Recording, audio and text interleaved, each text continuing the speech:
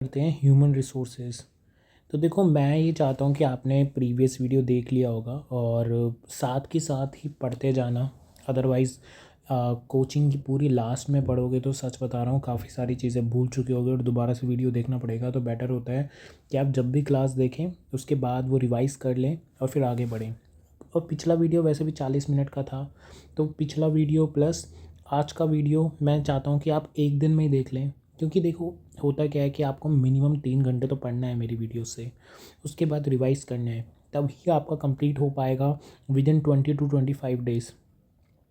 चलो आगे बढ़ते हैं। ह्यूमन रिसोर्सेज, अब बात आती है जब हम अपनी क्वालिटी को इम्प्रूव कर रहे हैं, मतलब अभी हम क्या अपनी ऑडिट की क्वालिटी को जब इम्प्रूव कर रहे हैं तो ह्यूमन रिसोर्सेज भी काम आते हैं। और यहाँ पर अभी हम SQC 1 की बात कर रहे हैं, तो यहाँ बस ऑडिट ही नहीं, यहाँ पर आपका रिव्यू, ऑडिट, एश्योरेंस और रिलेटेड पार्टी सर्विसेज भी यहाँ पर कवर्ड होता है। तो उसमें अब ह्यूमन रिसोर्स की बात करते हैं। तो देखो क्या कह रहा है, the firm should establish policy and procedure design to provide it with reasonable assurance. तो यहाँ पर इसने रीजनेबल एश्योरेंस की बात की गई है, ठीक है। उसको रीजनेबल एश्योरेंस देना पड़ेगा है sufficient personnel with the capability, competence and commitment to ethical principle necessary to perform its engagement in accordance with the professional standards and regulatory and legal requirement to enable the firm engagement partner to issue reports that are appropriate in the circumstances। तो ये क्या कह रहा है, यहाँ ध्यान से पढ़ो।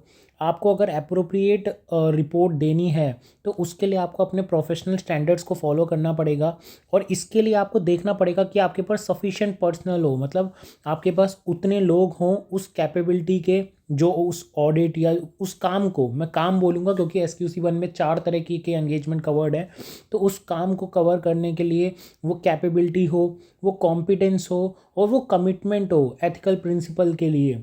तभी एथिकल प्रिंसिपल्स जो आपके मॉरल एथिक्स हैं, आपके जो इंटीग्रिटी, आपकी ऑनेस्टी है, इन सब के लिए अगर आप कमिटेड हो तभी आपका मतलब अच्छी क्वालिटी बन पाएगी, ठीक है। आगे पढ़ते हैं। Such policy and procedures such address relevant HR issues including recruitment, compensation, training, career development, performance evaluation, etc।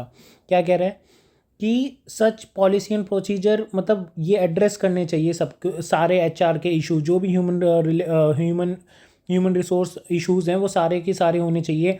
आपका रिक्रूटमेंट हो, कंपनसेशन हो, ट्रेनिंग हो, करियर डेवलपमेंट हो, परफॉर्मेंस एवोल्यूशन हो। ना आपको करियर डेवलपमेंट के लिए भी देखना है अपने, उनका जैसे आर्टिकल्स हैं उनका देखना है कि वो जल्दी से CA बन जाएं, तो आपको देखना है कि उनकी कोचिंग कहाँ से हो रही है, क्या क्या वो उनको सही हॉलीडेज़ मिल रही हैं, क्या उनका पेपर क्लियर हो रहा है। मैं जानता हूँ ये छोटी फर्म्स में नहीं देखा जाता है, ये बहुत दुर्भाग्य की बात है। और जितनी भी बड़ी बड़ी कंपनीज़ देखें, जैसे बिग 4 हो गया या फिर और अच्छी अच्छी जो फर्म्स हैं, वो करियर अपने आर्टिकल्स के करियर डेवलपमेंट पे भी काम करती हैं। बट जो जितनी भी छोटी मीडियोकर होते हैं उनको कोई मतलब नहीं होता, और वहाँ का ना वर्क एनवायरनमेंट भी ऐसा होता है कि वो लोग एक दूसरे को पीछे खींचना चाहते हैं। मैं आपको ये रियलिटी बता रहा हूँ, ऐसा सारी जगह पे नहीं होता बट 98% जगह पर ये होता ही होता है छोटी कंपनीज़ में। तो इसके अलावा अगर आपको लगता है कि ये होता है तो प्लीज़ मेरे को कमेंट में ज़रूर बताएं। इसके अलावा आप ट्रेनिंग पे काम करेंगे, उनकी कंपनसेशन पे काम करेंगे, अच्छा पैसा देंगे। ज़रूरी नहीं है कि आप उतना ही पैसा दे रहे हो जितना इंस्टीट्यूट ने बोल दिया। काफ़ी आपने फर्म्स देखा होगा कि 15, 20, 25,000 भी देती है, जबकि इंस्टीट्यूट का तो बहुत कम है क्राइटेरिया। मिनिमम आई थिंक अब तो 3,000 है, पहले तो और भी कम था, पहले तो शायद 1,000 रुपये ही था, 1,000 या 1,500 रुपये था, 1,500 रुपये था आई गेस। तो there should be an emphasis on the continuing professional development of personal firms personnel, ठीक है।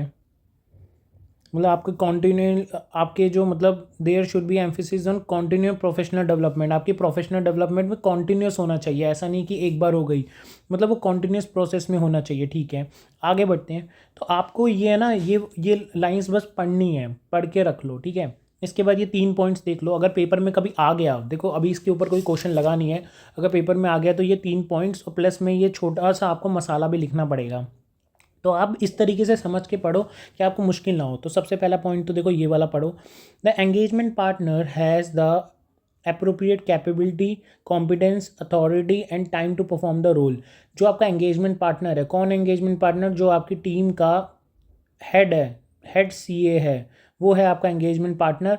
तो वो क्या, उसके पास अप्रोप्रिएट कैपेबिलिटी होनी चाहिए। मतलब जैसे अगर मान लो हम FR का कुछ काम करने गए हैं, फाइनेंशियल रिपोर्टिंग का, तो उसको इंड एस अच्छी तरह आने चाहिए, कैपेबिलिटी होनी चाहिए, कॉम्पिटेंस होना चाहिए, ठीक है, उसके अंदर मतलब उतनी पूरी नॉलेज हो, एक्सपीरियंस हो, उसके पास अथॉरिटी होनी चाहिए काम करने की, और टाइम होना चाहिए proper to perform the role. इसके बाद ये वाला पॉइंट करो, the identity and role of engagement partner are communicated. जो भी आपके एंगेजमेंट पार्टनर जा रहा है उसकी जो भी आइडेंटिटी है, जो भी वो काम करने वाला है, वो पहले से ही उधर के की members of the client management और दोज चार्ज विद गवर्नेंस, वहाँ की मैनेजमेंट और TCWG को आप पहले ही बता दोगे, मैनेजमेंट एंड TCWG। तो जो भी क्लाइंट कंपनी में मैनेजमेंट और TCWG है उसको एक प्रॉपर कम्युनिकेशन देते हुए चलोगे कि देखो हमारा ये रोल है और हमारा ये काम है। थर्ड नंबर पे है the responsibility of engagement partner, the responsibility of engagement partner clearly defined and communicated to that partner. ये उसकी क्या क्या रिस्पॉन्सिबिलिटी एंगेजमेंट पार्टनर की, ये खुद पार्टनर को भी पता होनी चाहिए। ठीक है, तो ये तो ख़त्म हो गया, बस इसके आगे ये नहीं पढ़ना है आपको। अब आ जाओ एंगेजमेंट परफॉर्मेंस पे, इसको मार्क कर लेते हैं हम। एंगेजमेंट परफॉर्मेंस पे क्या कह रहा है ये एंगेजमेंट परफॉर्मेंस, देखते हैं। देखो एंगेजमेंट परफॉर्मेंस पढ़ाने से पहले ना मैं आपको कुछ टर्म्स बता देता हूँ। नहीं, पहले तो ये पढ़ा देता हूँ इतना, ये टर्म्स वैसे नेक्स्ट पेज पे आएंगी, ये रहे ये, ठीक है नेक्स्ट पेज पे आएंगे, पहले ये पढ़ा देता हूँ। आ जाइए पढ़ते हैं, पूरा ही पढ़ना है ये भी, ठीक है, क्योंकि ये वाला टॉपिक एक क्वेश्चन में यूज़ होगा जो कि मैं आपको बाद में करवाऊँगा इधर। ठीक है, तो ये टॉपिक पढ़ना ज़रूरी है। Consistency in quality of engagement performance is achieved through briefing of engagement terms of objective process complying with the engagement standard process supervision training review। ठीक है ठीक है ठीक है, ये इतना इंपॉर्टेंट नहीं था। अब यहाँ से आ जाओ, कंसल्टेशन विद डिफ़िकल्टीज और कंटेशियस मैटर। देखो कंटेशियस मैटर क्या होता है, कॉन्ट्रोवर्शियल मैटर्स, लिख लो यहाँ पर। कंटेशियस मैटर्स का मतलब होता है कॉन्ट्रोवर्शियल मैटर्स। तो देखो अगर आपको ऑडिट करते हुए कोई भी डिफ़िकल्ट या कंटेशियस मैटर मिले तो आप क्या करोगे। मान लो आप एंगेजमेंट पार्टनर हो, आप अपनी टीम को लेकर गए, आपको पता चला कि ऐसा कोई मैटर मिल गया, आप कुछ भी करने गए हो, मान लो FR का ही काम करने गए हो, वहाँ पर आपको इंडेस मिले, इंडेस में आपको कोई प्रॉब्लम आ रही है, या आपको हो सकता है इनकम टैक्स में कोई प्रॉब्लम आ रही है, GST में कोई प्रॉब्लम आ रही है, तो आप क्या करोगे। अगर आपको प्रॉब्लम आ गई तो ऑब्वियसली आप किसी एक्सपर्ट से पूछोगे, राय लोगे ना। तो देखो क्या लिखा है यहाँ पर, consultation should take place in difficult और contentious matter pertaining to the engagement. ठीक है, कंसल्टेशन इंक्लूड डिस्कशन, तो आपको क्या करना पड़ेगा, डिस्कशन करना पड़ेगा एट अप्रोप्रिएट प्रोफेशनल लेवल, मतलब एक प्रोफेशनल लेवल पे करना पड़ेगा। अगर आपको इनकम टैक्स का डाउट है तो आप अपनी कंपनी में से या बाहर में से किसी ऐसे पर्सन से पूछोगे जिसको इनकम टैक्स की प्रैक्टिस में हो। ठीक है, appropriate professional level with individual with in और आउटसाइड। देखो आ गया ना, या तो कंपनी के अंदर भी हो सकता है वो बंदा या कंपनी के बाहर भी हो सकता है वो बंदा। The firm who specialize the expertise, वो एक पर्सन भी हो सकता है, एक फर्म भी हो सकती है, टू रिजॉल्व अ डिफिकल्ट और कंटेशियस मैटर। तो आपका जो भी डाउट है आप उससे पूछ सकते हो। It helps to promote the quality and improve the application of professional judgment. इससे है ना आपकी क्वालिटी भी इंक्रीज होगी और आपकी प्रोफेशनल जजमेंट भी इंक्रीज होगी। देखो जब हम कोई भी काम करते हैं ना एज ए चार्टर्ड अकाउंटेंट, तो काफ़ी जगहों पे हमारा प्रोफेशनल जजमेंट यूज़ होता है। हमारा यहाँ पर है ना खुद का जजमेंट यूज़ होता है, उसे हम बोलते हैं professional judgment, because we are chartered accountants. और ऐसा करने से क्या होगा, अब आपको मान लो कोई मुश्किल डिफ़िकल्ट मैटर मिल गया, कंटेशियस मैटर मिल गया, तो आपको लगा कि यार इसमें क्या करें, तो आप जैसे एक्सपर्ट से एडवाइस लोगे तो आपकी काम की भी क्वालिटी बढ़ेगी। ठीक है, और आपका प्रोफेशनल जजमेंट भी अच्छा होगा, आपको भी एक नई एक डायरेक्शन, एक व्यू पॉइंट मिलेगा, जिससे आप नेक्स्ट टाइम जब भी कुछ और काम वैसे ही रिलेटेड करोगे तो आपको वो समझ आ जाएगा इजीली, क्योंकि आपका देखो जितना आप प्रैक्टिस करते हो उतना ज़्यादा आपका एक्सपीरियंस बढ़ता जाता है। इसके बाद है consultation procedure require consultation with those having appropriate knowledge, seniority and expertise with in the firm or outside the firm on significant technical, ethical and other matter are appropriate documentation and implementation of conclusion resulting from the consultation। ये point क्या कह रहा है, देखो आप उसी से ही consult करोगे जिसके पास अप्रोप्रिएट नॉलेज और सीनियरिटी और एक्सपीरियंस हो, राइट। ठीक है, और इसके अलावा ये कह रहा है कि जो भी आपने कंसल्टेशन करी है उसको एक डॉक्यूमेंटेशन और इम्प्लीमेंटेशन ज़रूर करते हुए चलोगे जो भी रिजल्ट आया है कंसल्टेशन से। ठीक है, A firm needed to consult externally, for example, a firm without appropriate internal resources. अगर किसी फर्म के पास इंटरनल रिसोर्सेज नहीं है, मान लो मेरी कंपनी में कोई भी नहीं है जिसको इनकम टैक्स की अच्छी नॉलेज हो, तो मैं एक्सटर्नली बाहर से लूँगा. May take advantage of advisory services provided by other firms और प्रोफेशनल एंड रेगुलेटरी बॉडीज़. तो मैं क्या हो सकता है, अदर फर्म से हेल्प लूँ या किसी प्रोफेशनल बंदे से हेल्प लूँ या रेगुलेटरी बॉडी से हेल्प लूँ. Complete and proper documentation should be maintained on issues involved and result of consultation. जो भी आप कंसल्टेशन का जो भी रिजल्ट निकल रहा है ना, बातचीत का जो भी बातचीत का रिजल्ट निकल रहा है, उसकी आप प्रॉपर डॉक्यूमेंटेशन करते हुए चलेंगे. इसको मार्क कर लेते हैं हम, मतलब मैं ऐसे ही मार्क करवा रहा हूँ. प्रॉपर डॉक्यूमेंटेशन करते हुए चलेंगे और मेंटेन करेंगे, ठीक है उसको.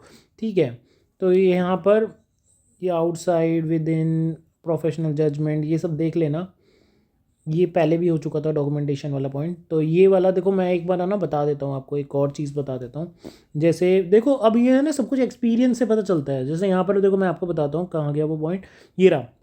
आप किस किस से हेल्प ले सकते हो, अदर फर्म से हेल्प ले सकते हो, मतलब कोई चार्टर्ड अकाउंटेंसी फर्म है, ठीक है, उससे हेल्प ले सकते हो. कोई भी अदर फर्म है जैसे आर्किटेक्ट्स की फर्म है, एडवोकेट्स की फर्म है, उनसे हेल्प ले सकते हो. किसी प्रोफेशनल बंदे से हेल्प ले सकते हो, चार्टर्ड अकाउंटेंट हो गया, एडवोकेट हो गया, लॉयर हो गया, आर्किटेक्ट हो गया, या किसी मतलब एक बंदे से हेल्प ले सकते हो. रेगुलेटरी बॉडी से. अच्छा रेगुलेटरी बॉडी क्या है, जैसे मैं आपको ना एक एग्जांपल देता हूँ. जैसे अभी मेरे क्लाइंट ने एक घर बेचा, ठीक है, घर बेचा. अब मेरे को उसकी पता करनी है 2001 2002 की वैल्यू क्या है इंडेक्सेशन के लिए.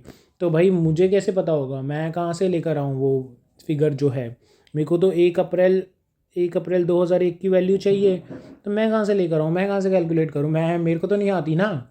अब आप कहोगे कि सर ये वेबसाइट से निकालो. वेबसाइट में 16-17 के बाद की कोई रेट ही नहीं है उस जगह की.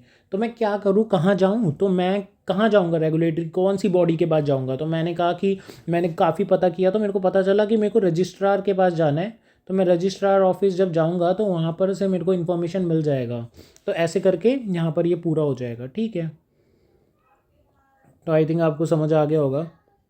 अब आ जाओ एंगेजमेंट क्वालिटी कंट्रोल रिव्यू पे. मैं इसको मिटो ही रहा हूँ क्योंकि जब ये नोट्स में मैं आपको दूंगा तो ये फिर चलो लिखे रहने देता हूँ.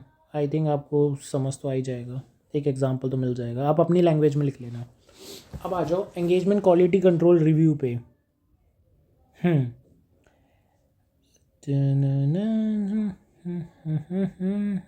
ठीक है, एंगेजमेंट क्वालिटी कंट्रोल रिव्यू पे. पहले है ना क्वालिटी कंट्रोल रिव्यू से पहले मैं आपको कुछ चीज़ें बता दूं, कुछ टर्म्स बता दूं, ये बहुत ज़रूरी है. आ जाओ. तो सबसे पहले आप आओ, देखो दो चीज़ें होती हैं. एक होता है एंगेजमेंट क्वालिटी कंट्रोल रिव्यू और एक होता है engagement quality control reviewer. Reviewer मतलब जो रिव्यू करता है, रिव्यू मतलब जो रिव्यू होता है. देखो पहली बात तो रिव्यू होता क्या है, ठीक है, नीचे डेफिनेशन में मिलेगा, तो मैं आपको बता दूं. देखो एक मान लो कोई सीए फर्म है, ठीक है, वो ऑडिट करती है किसकी, एक कंपनी की ऑडिट करती है. अगर ये लिस्टेड कंपनी है तो यहाँ पर रिव्यू करना कंपलसरी हो जाएगा. तो मैंने ये बोला कि मैंने कहा ये ऑडिट तो मैं कर रहा हूँ, लेकिन मेरे को है ना, मैं सीए फर्म हूँ, मैं ये ऑडिट तो कर रहा हूँ, मैंने काम भी कर लिया, ऑडिट भी कंप्लीट कर दी, लेकिन मुझे अब आप अपने काम को रिव्यू करवाना पड़ेगा. क्या ये रिव्यू करवाना कंपलसरी होता है? तो answer is yes it is compulsory है. कहाँ पर कंपलसरी है? लिस्टेड कंपनी के केसेस में कंपलसरी है, ठीक है. बाकी अदर केसेस, अदर कंपनीज में क्या, मेरी मर्जी है, ठीक है. तो ये हो गया क्वालिटी कंट्रोल एंगेजमेंट, मतलब मेरी कंपनी का क्वालिटी कंट्रोल का रिव्यू मैंने करवाया. अच्छा ये रिव्यू करेगा कौन, मतलब रिव्यूअर होगा कौन? तो देखो बच्चा, रिव्यूअर कोई भी हो सकता है, इंटरनली भी हो सकता है, ठीक है, एक्सटर्नली भी हो सकता है, ठीक है. और मतलब वो जो भी बंदा होगा, एक्सटर्नली होगा, इंटरनली होगा तो आपका एम्प्लॉय हो सकता है, आपका पार्टनर हो सकता है, ठीक है, कोई एक्सटर्नली हो सकता है. लेकिन इन सब केस में उसका सीए होना बहुत ज़्यादा ज़रूरी है, मतलब वो चार्टर्ड अकाउंटेंसी होना ही होना चाहिए. मेंबर ऑफ आईसीआई यहाँ पर वर्ड यूज़ हुआ है. और ये जो भी होगा इंटरनली या आउटसाइड, ये जो आउटसाइड की जहाँ तक बात होती है तो ज़रूरी नहीं है कि इंडिविजुअल मेंबर हो, एक फर्म भी हो सकती है। ठीक है, ये तो छोटी सी बात थी। तो क्या ऐसे रिव्यू करते हैं? हाँ करते हैं। मैं तो कहता हूँ आप भी अगर प्रैक्टिस में जाओ, ऑडिट करो, तो आप भी एक रिव्यूअर बनो कि बाकी बड़ी बड़ी कंपनीज जब ऑडिट करके आती हैं तो आप उनके काम को रिव्यू कर सको। आप भी रिव्यूअर बनो, कोई गलत काम नहीं है इसमें, आपकी प्रैक्टिस अच्छी होगी। एक एक ऑलरेडी हुई ऑडिट को आपको एक चेक करना पड़ेगा, तो आपको इसके लिए कोई सर्टिफिकेशन आई थिंक कोर्स भी करना पड़ता है आईसीआई का, शायद वो आपको पता करना पड़ेगा। तो मतलब जहाँ तक मैंने सुना हुआ है, शायद हाँ करना तो पड़ता है। तो आपको रिव्यूअर बनने के लिए करना पड़ता है, तो ये रिव्यूअर आप बन सकते हो। और जो भी सीए फर्म कंपनी की ऑडिट करेगी जो कि लिस्टेड कंपनी है, तो वहाँ पर तो ये कंपलसरी है ही है मतलब करवाना। तो ये रिव्यूअर करेगा क्या? क्या ये आएगा बस ऐसे ही देख कर चले जाएगा? नहीं, ये डिटेल में काम करेगा, लेकिन कुछ कुछ जगहों पर कैसे कैसे करेगा अभी हम पढ़ेंगे। काफ़ी सारे ये भी क्वेश्चन पूछेगा अभी आईसीआई, क्या यहाँ पर मतलब जो भी एक जगह है क्या उधर उसने, जैसे मान लो एक बंदा आया, एक आएगा एक क्वेश्चन लास्ट में करवाऊंगा वो, ऐसे 220 के बाद करवाऊंगा वो मैं। तो उसमें है ना क्वेश्चन ये आएगा कि एक मान लो एक सीए है, एक इंडिविजुअल सीए है, उसने एक कंपनी की ऑडिट करी, ठीक है। फिर इस इधर हमने एक रिव्यू करवाया, रिव्यू में एक है ना एक और चार्टर्ड अकाउंटेंट आया, उसने क्या किया, tick cross, yes no, yes no, ऐसे करके चीज़ें मार्क करी। क्या ये रिव्यू है? तो आंसर इज़ नो, ये कोई रिव्यू नहीं है, इसे मॉनिटरिंग बोलते हैं। वैसे मॉनिटरिंग क्या होता है वो मैं अभी आपको बताऊंगा, रिव्यू और मॉनिटरिंग में डिफरेंस क्या होता है वो भी बताऊंगा। लेकिन अभी आप पहले रिव्यू समझ लिए। रिव्यू का मतलब होता है हम काम को थोड़ा डिटेल में चेक कर रहे हैं यहाँ पर। इतना भी नहीं कि हम पूरी की पूरी ऑडिट ही दोबारा परफॉर्म कर रहे हैं, इतना भी नहीं हो रहा, लेकिन हाँ हम काम को डिटेल में चेक कर रहे हैं। कितना डिटेल में चेक कर रहे हैं, आ जाइए पढ़ते हैं। तो कहाँ आ गए हम? अरे ये पेज तो अपलोड हो गए। आ जाओ, engagement quality control review. Significant judgments made, significant judgments यहाँ पर मैं मार्क करता हुआ चलता हूँ। Significant judgments made in engagement should be reviewed by the engagement quality control reviewer for taking objective view of report is issued. तो भाई report मतलब रिपोर्ट का आपको देखना है कि क्या ऑब्जेक्टिव पूरा हो रहा है कि नहीं हो रहा है।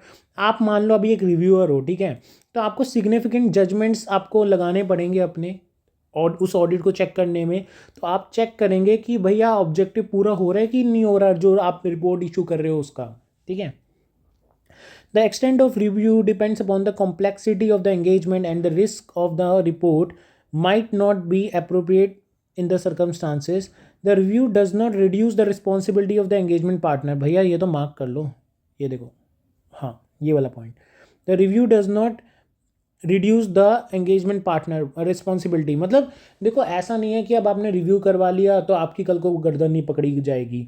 भैया रिव्यूअर अपना काम करने आया था, वो रिव्यू करके चले गया, डिटेल चेकिंग तो आपने करी है एज एंगेजमेंट पार्टनर। कल को अगर मान लो कोई केस लग गया, कुछ हो गया, तो भैया आपकी गर्दन पकड़ी जाएगी। क्योंकि देखो यहाँ पर है ना ऊपर वाले पॉइंट में भी क्या बोल रहा है, मतलब रिव्यू डिपेंड्स करता है कि कॉम्प्लेक्सिटी कितनी है, रिस्क कितना है, कि रिपोर्ट गलत ना हो उस केस में, ठीक है। वो ये चेक करता है कि रिपोर्ट गलत नहीं होनी चाहिए। देखो आपका आप क्या करते हो, आप कोई भी ऑडिट जब परफॉर्म करते हो, ठीक है, मैंने ऑडिट परफॉर्म किया तो वहाँ पर हमने रिपोर्ट दे के आया, तो रिपोर्ट क्या इस पूरी ऑडिट का सही से एक मतलब दृश्य दिखा रही है कि नहीं, ये काम है उधर चेक करना, ठीक है। मतलब कॉम्प्लेक्सिटी के ऊपर डिपेंड करेगा, रिव्यू कितना गहरा उसको करना पड़ेगा, उस रिस्क के ऊपर वो देखेगा ताकि आपकी रिपोर्ट गलत ना हो, ठीक है। ठीक है, इसके बाद engagement quality control review is mandatory. यहाँ पर मार्क कर लेते हैं इसको, ये मैंडेटरी है for all audits of listed entities. ये मैं 100 बार चिल्ला चिल्ला के बोल चुका हूँ, पहले भी जब मतलब मीनिंग बता रहा था तब भी मैंने बता दिया था, तो इसको मार्क कर लो एमसीक्यू के लिए। In respect of other engagement firm should devise criteria to determine case requiring performance of engagement quality control review. ठीक है, ये तो नॉट सो इम्पॉर्टेंट, ये लाइन अगर ना भी करो तो ठीक है। आगे आ जाओ। An engagement quality control review for audit of financial statement of listed entity include the following. इधर एक चीज़ लिख लो आप, अगर पेपर में क्वेश्चन आ गया, इसको क्वेश्चन नंबर 5 मार्क करो। 4 क्वेश्चन मैं करवा चुका हूँ, ये है 5th क्वेश्चन। 5th क्वेश्चन क्या कह रहा है, अगर मान लो पेपर में आ गया, लिखो expects to be consider by reviewer. भैया रिव्यूअर को क्या क्या एक्सपेक्ट्स कंसिडर करने पड़ेंगे एक ऑडिट करते हुए, सॉरी हाँ मतलब रिव्यू करते हुए उसको क्या क्या एक्सपेक्ट्स चेक करने पड़ेंगे वो यहाँ पर हम पढ़ेंगे। देखो सबसे पहले है, मैं इसको मार्क करवाते हुए चलता हूँ, the engagement team evolution of firm independence in relation to specific engagement. सबसे पहले तो मैं चेक करूँगा एज अ रिव्यूअर कि हमारी एंगेजमेंट टीम क्या फर्म मतलब इंडिपेंडेंस का रोल निभा रही है कि नहीं निभा रही है अपनी क्लाइंट से, ठीक है।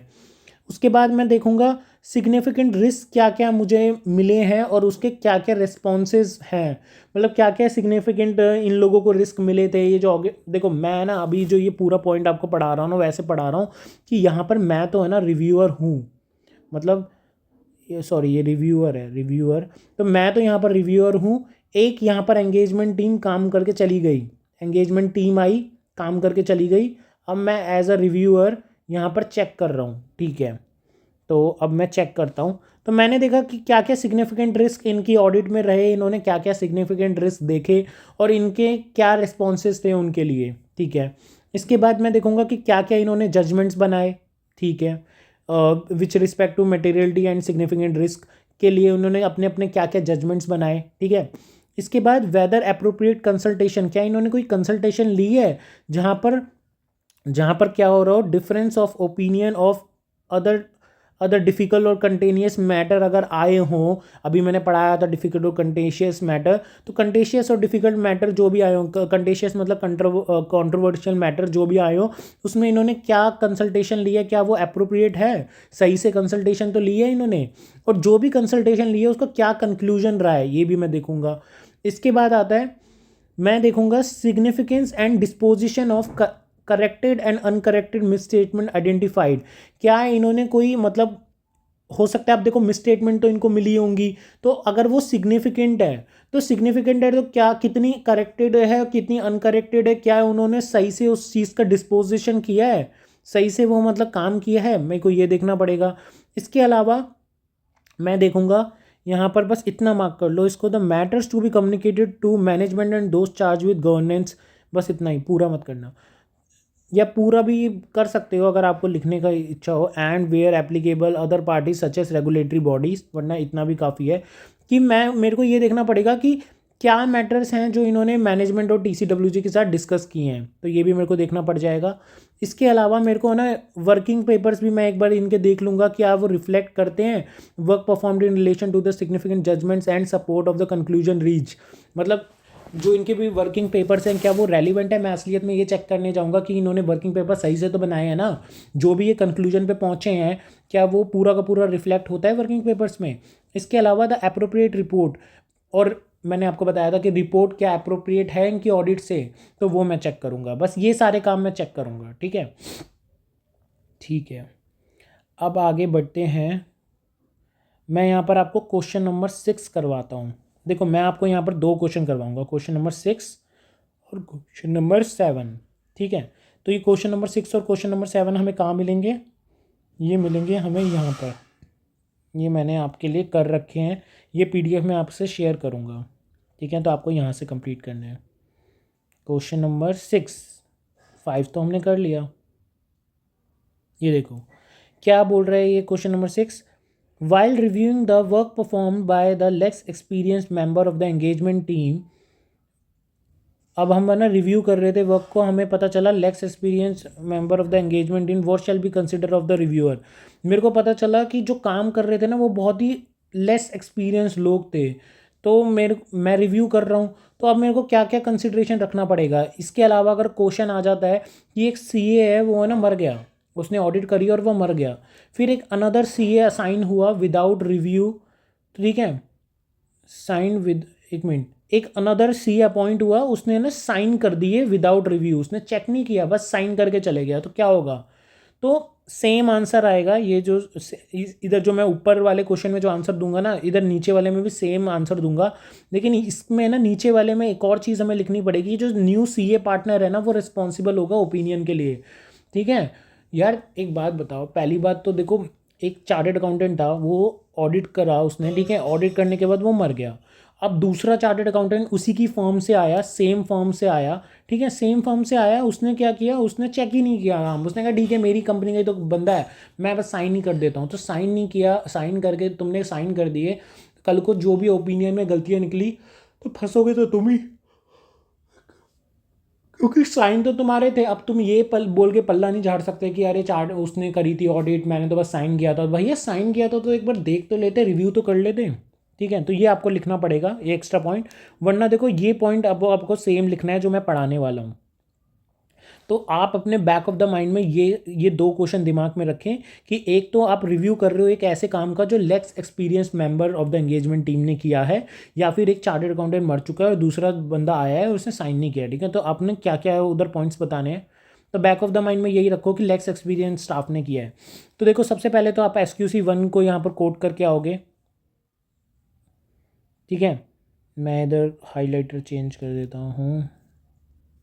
तो आप SQC 1 को यहाँ पर कोट करके आओगे, और SQC 1 कोट करने के साथ है ना, आप अब ये बताओगे SQC 1 का सबसे पहले आप डेफिनेशन लिख दोगे, फिर आप बोलोगे review responsibility are determined on the basis that more experience team members.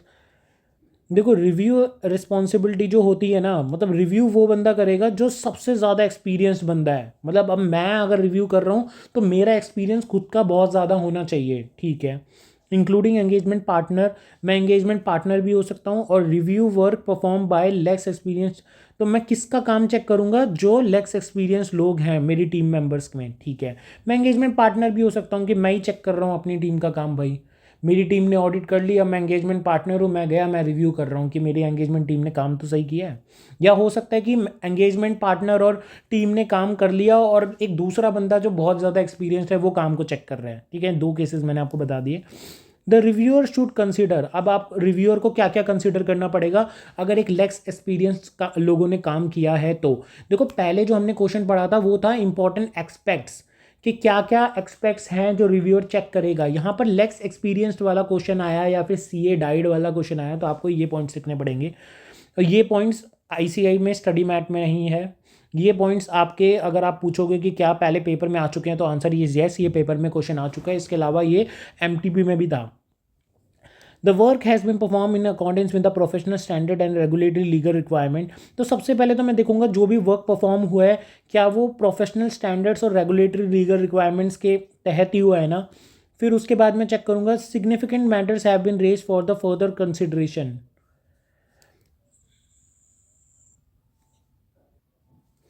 तो सिग्निफिकेंट मैटर्स भी मैं देख लूँगा कि कोई ऐसे सिग्निफिकेंट मैटर्स हुए हैं कि नहीं हुए, तो उसमें क्या क्या काम किया गया है। इसके अलावा अप्रोप्रिएट कंसल्टेशन ले लिया गया है, ठीक है। अगर जहाँ भी आपने कंसल्टेशन लिया है उसको आप डॉक्यूमेंट कर रहे हो और उसको डॉक्यूमेंट को इम्प्लीमेंट भी कर रहे हो कि नहीं कर रहे, ठीक है, ये मेरे को चेक करना रहेगा। इसके अलावा there is need to revise the nature timing and extent of the work perform, ठीक है। मैं रिवाइज करूंगा nature timing and extent of the work perform को। The work perform supports the conclusion reached and appropriate document. मैं देखूंगा कि जो भी काम हुआ है क्या वो जो भी कंक्लूजन रीच हुआ है क्या उसको सपोर्ट कर रहा है कि नहीं कर रहा है। मतलब जो भी जिस भी कंक्लूजन पे आप पहुंचे हो क्या उसके लायक आपने उतना काम किया है कि नहीं किया है, और जितना भी काम किया है उसको एक प्रॉपरली डॉक्यूमेंटेड किया है कि नहीं किया है, ठीक है, ये मैं चेक करूंगा। The evidence obtained is sufficient, the evidence obtain is sufficient and appropriate to support the report. जितने भी आपने एविडेंस लिए हैं वो सफिशिएंट होने चाहिए, अप्रोप्रिएट होने चाहिए, जो रिपोर्ट को सपोर्ट कर सके। The objective of the engagement एक मिनट, the objective of the engagement procedure have been achieve. जो भी आपका ऑब्जेक्टिव है एंगेजमेंट प्रोसीजर का वो अचीव होना चाहिए, मतलब आपकी जो भी काम का जो भी ऑब्जेक्टिव है वो अचीव होना चाहिए, ये मैं देखूंगा। अच्छा मैं ना इधर एक और चीज़ बता देता हूँ, मैं लिख कर नहीं बता रहा हूँ, ओरली बता रहा हूँ, तो आप सुन लो ध्यान से। देखो मैं यहाँ लिख देता हूँ, चलो छोटा छोटा। जब आप ऑडिट करने जाते हो ना, तो जब जब भी आप ऑडिट करने जाते हो एज अ चार्टर्ड अकाउंटेंट, देखो होता क्या है, स्मॉल कंपनीज़ में ना कौन रिव्यू करता है, तो आप आर्टिकल्स होते हो, स्टाफ मेंबर होते हो जो ऑडिट करने जाते हो। तो आपका जो भी चार्टर्ड अकाउंटेंट होता है मेन, जो आपकी कंपनी को चला रहा होता है, या फिर जो मेन पार्टनर होता है, वो वहाँ पर रिव्यू करता है, आपको बिठाता है, आप पूरी ऑडिट कर लेते हो, बैलेंस शीट का सारा काम कर लेते हो। फिर वो आपको बिठा के पूछता है कि बताओ ये आया तो कैसे आया, क्यों आया, किस लिए आया, फिर उसका आप आंसर देते हो। हर साल वो ये चीज़ देखता है, ठीक है, हर साल चेकिंग होती है। ये तो होता है छोटी कंपनी में। लेकिन आपको पता है बिग फोर में ऐसा नहीं होता है। बिग फोर में क्या होता है, बिग फोर हो गई या फिर आपकी जो भी टॉप 10 जो जितनी भी top 10 ICI sorry CA firms हैं, उनमें क्या होता है, उनमें ऐसा कुछ नहीं होता है। आप जाते हो, आपकी टीम जाती है, आपके ऊपर एक एंगेजमेंट पार्टनर जाता है, और मैं बताऊं कई बार तो एंगेजमेंट पार्टनर ही आप लोगों को चेक कर रहा होगा। ऐसा तो हो गया स्मॉल कंपनीज़ में, लेकिन ये जो बिग फोर और टॉप 10 में मैंने ज़्यादातर देखा है ना, यहाँ पर एक रिव्यूअर अलग से होता है, इन्हीं की कंपनी में काम करता है वो बंदा, इन्हीं से सैलरी लेता है, और वो रिव्यूअर हर एंगेजमेंट टीम का काम चेक करता है। ठीक है, एंगेजमेंट पार्टनर से वो ज़्यादा कुछ नहीं कहता है, वो बस टीम के साथ बैठता है, टीम की गलतियाँ निकालता है, उनको डांट सुनाता है। मतलब मैंने ये देखा है, देखा भी है, सुना भी है दोस्तों से। ठीक है, तो हम इसको मिटो देते हैं। ठीक है, ठीक है, अब आ जाओ 7th पॉइंट पे। 7th पॉइंट पढ़ने के लिए ना, 7th क्वेश्चन पढ़ने के लिए है तो इसी क्वेश्चन का एंगेजमेंट क्वालिटी कंट्रोल रिव्यू की ही बात यहाँ पर हुई है। प्लस आपको इसके लिए पॉइंट नंबर 2 जो कि हमने पढ़ा था एथिकल रिक्वायरमेंट वाला, वो भी उसकी नॉलेज भी होनी चाहिए। ठीक है, तभी आप इस क्वेश्चन को कर पाएंगे। तो मैं कहूँगा कि आप एक बार एथिकल रिक्वायरमेंट वाला क्वेश्चन पूरा पढ़ लो, और एक आंसर नंबर 5 भी पढ़ लो। आंसर नंबर 5 क्या था, ये रहा, ये नहीं है आंसर नंबर 5, वहाँ पर है, बुक में है, मैं निकाल देता हूँ। ये रहा सेकंड पॉइंट एथिकल रिक्वायरमेंट वाला। इसमें हमने इंडिपेंडेंस के बारे में पढ़ा था, तो इसको एक बार रीड कर लो पूरा का पूरा, जो भी मैंने आपको पढ़ाया था। ठीक है, यहाँ 7 ईयर्स की बात बताई थी ये सब, तो एक बार ये पूरा रीड कर लो कि आपको फैमिली थ्रेट होता है, इंडिपेंडेंस देखना होता है। ठीक है, उसके बाद आ जाओ इस क्वेश्चन पे। यहाँ मैंने गलत लिखा हुआ है, सॉरी, ये आंसर नंबर 6 है, नॉट 5, क्योंकि ये 7th क्वेश्चन है। ये पिछले वाले क्वेश्चन की ही बात कर रहा हूँ मैं। क्या है, चलो एक बार पढ़ते हैं। देखो क्या हुआ, एक है ना HKN कंपनी थी, उसने ऑडिट करी 8 सालों तक SAT लिमिटेड की, लिस्टेड कंपनी की। मैंने कहा ठीक है, यहाँ पर वो ना 7 साल वाला कॉन्सेप्ट आएगा, मैं आपको दिखाता हूँ कैसे। मैंने आपको उस टाइम पे बताया भी था पढ़ाते वक्त कि 7 साल का होता है, अगर 8 साल भी हुए तो वो गलत है। तो यहाँ पर है ना CAH है जो एंगेजमेंट पार्टनर है, जो यहाँ की ऑडिट कर रहा है।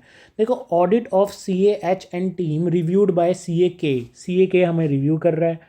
CAK went outside India. CAK है ना कुछ टाइम के लिए हमें रिव्यू हमेशा हर साल करता था, लेकिन वो है ना इस साल आउटसाइड इंडिया गया हुआ है, तो एक CAG अपॉइंट हुआ है रिव्यू करने के लिए। ठीक है, तो सबसे पहले तो बताओ, क्वेश्चन पूछे what are the areas CAG should consider at the time of review.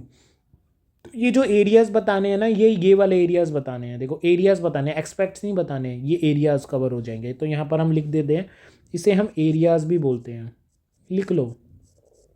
ठीक है, इसे हम एरियाज़ भी बोलते हैं, तो ये एरियाज़ होते हैं, तो ये एरियाज़ हम बता देंगे।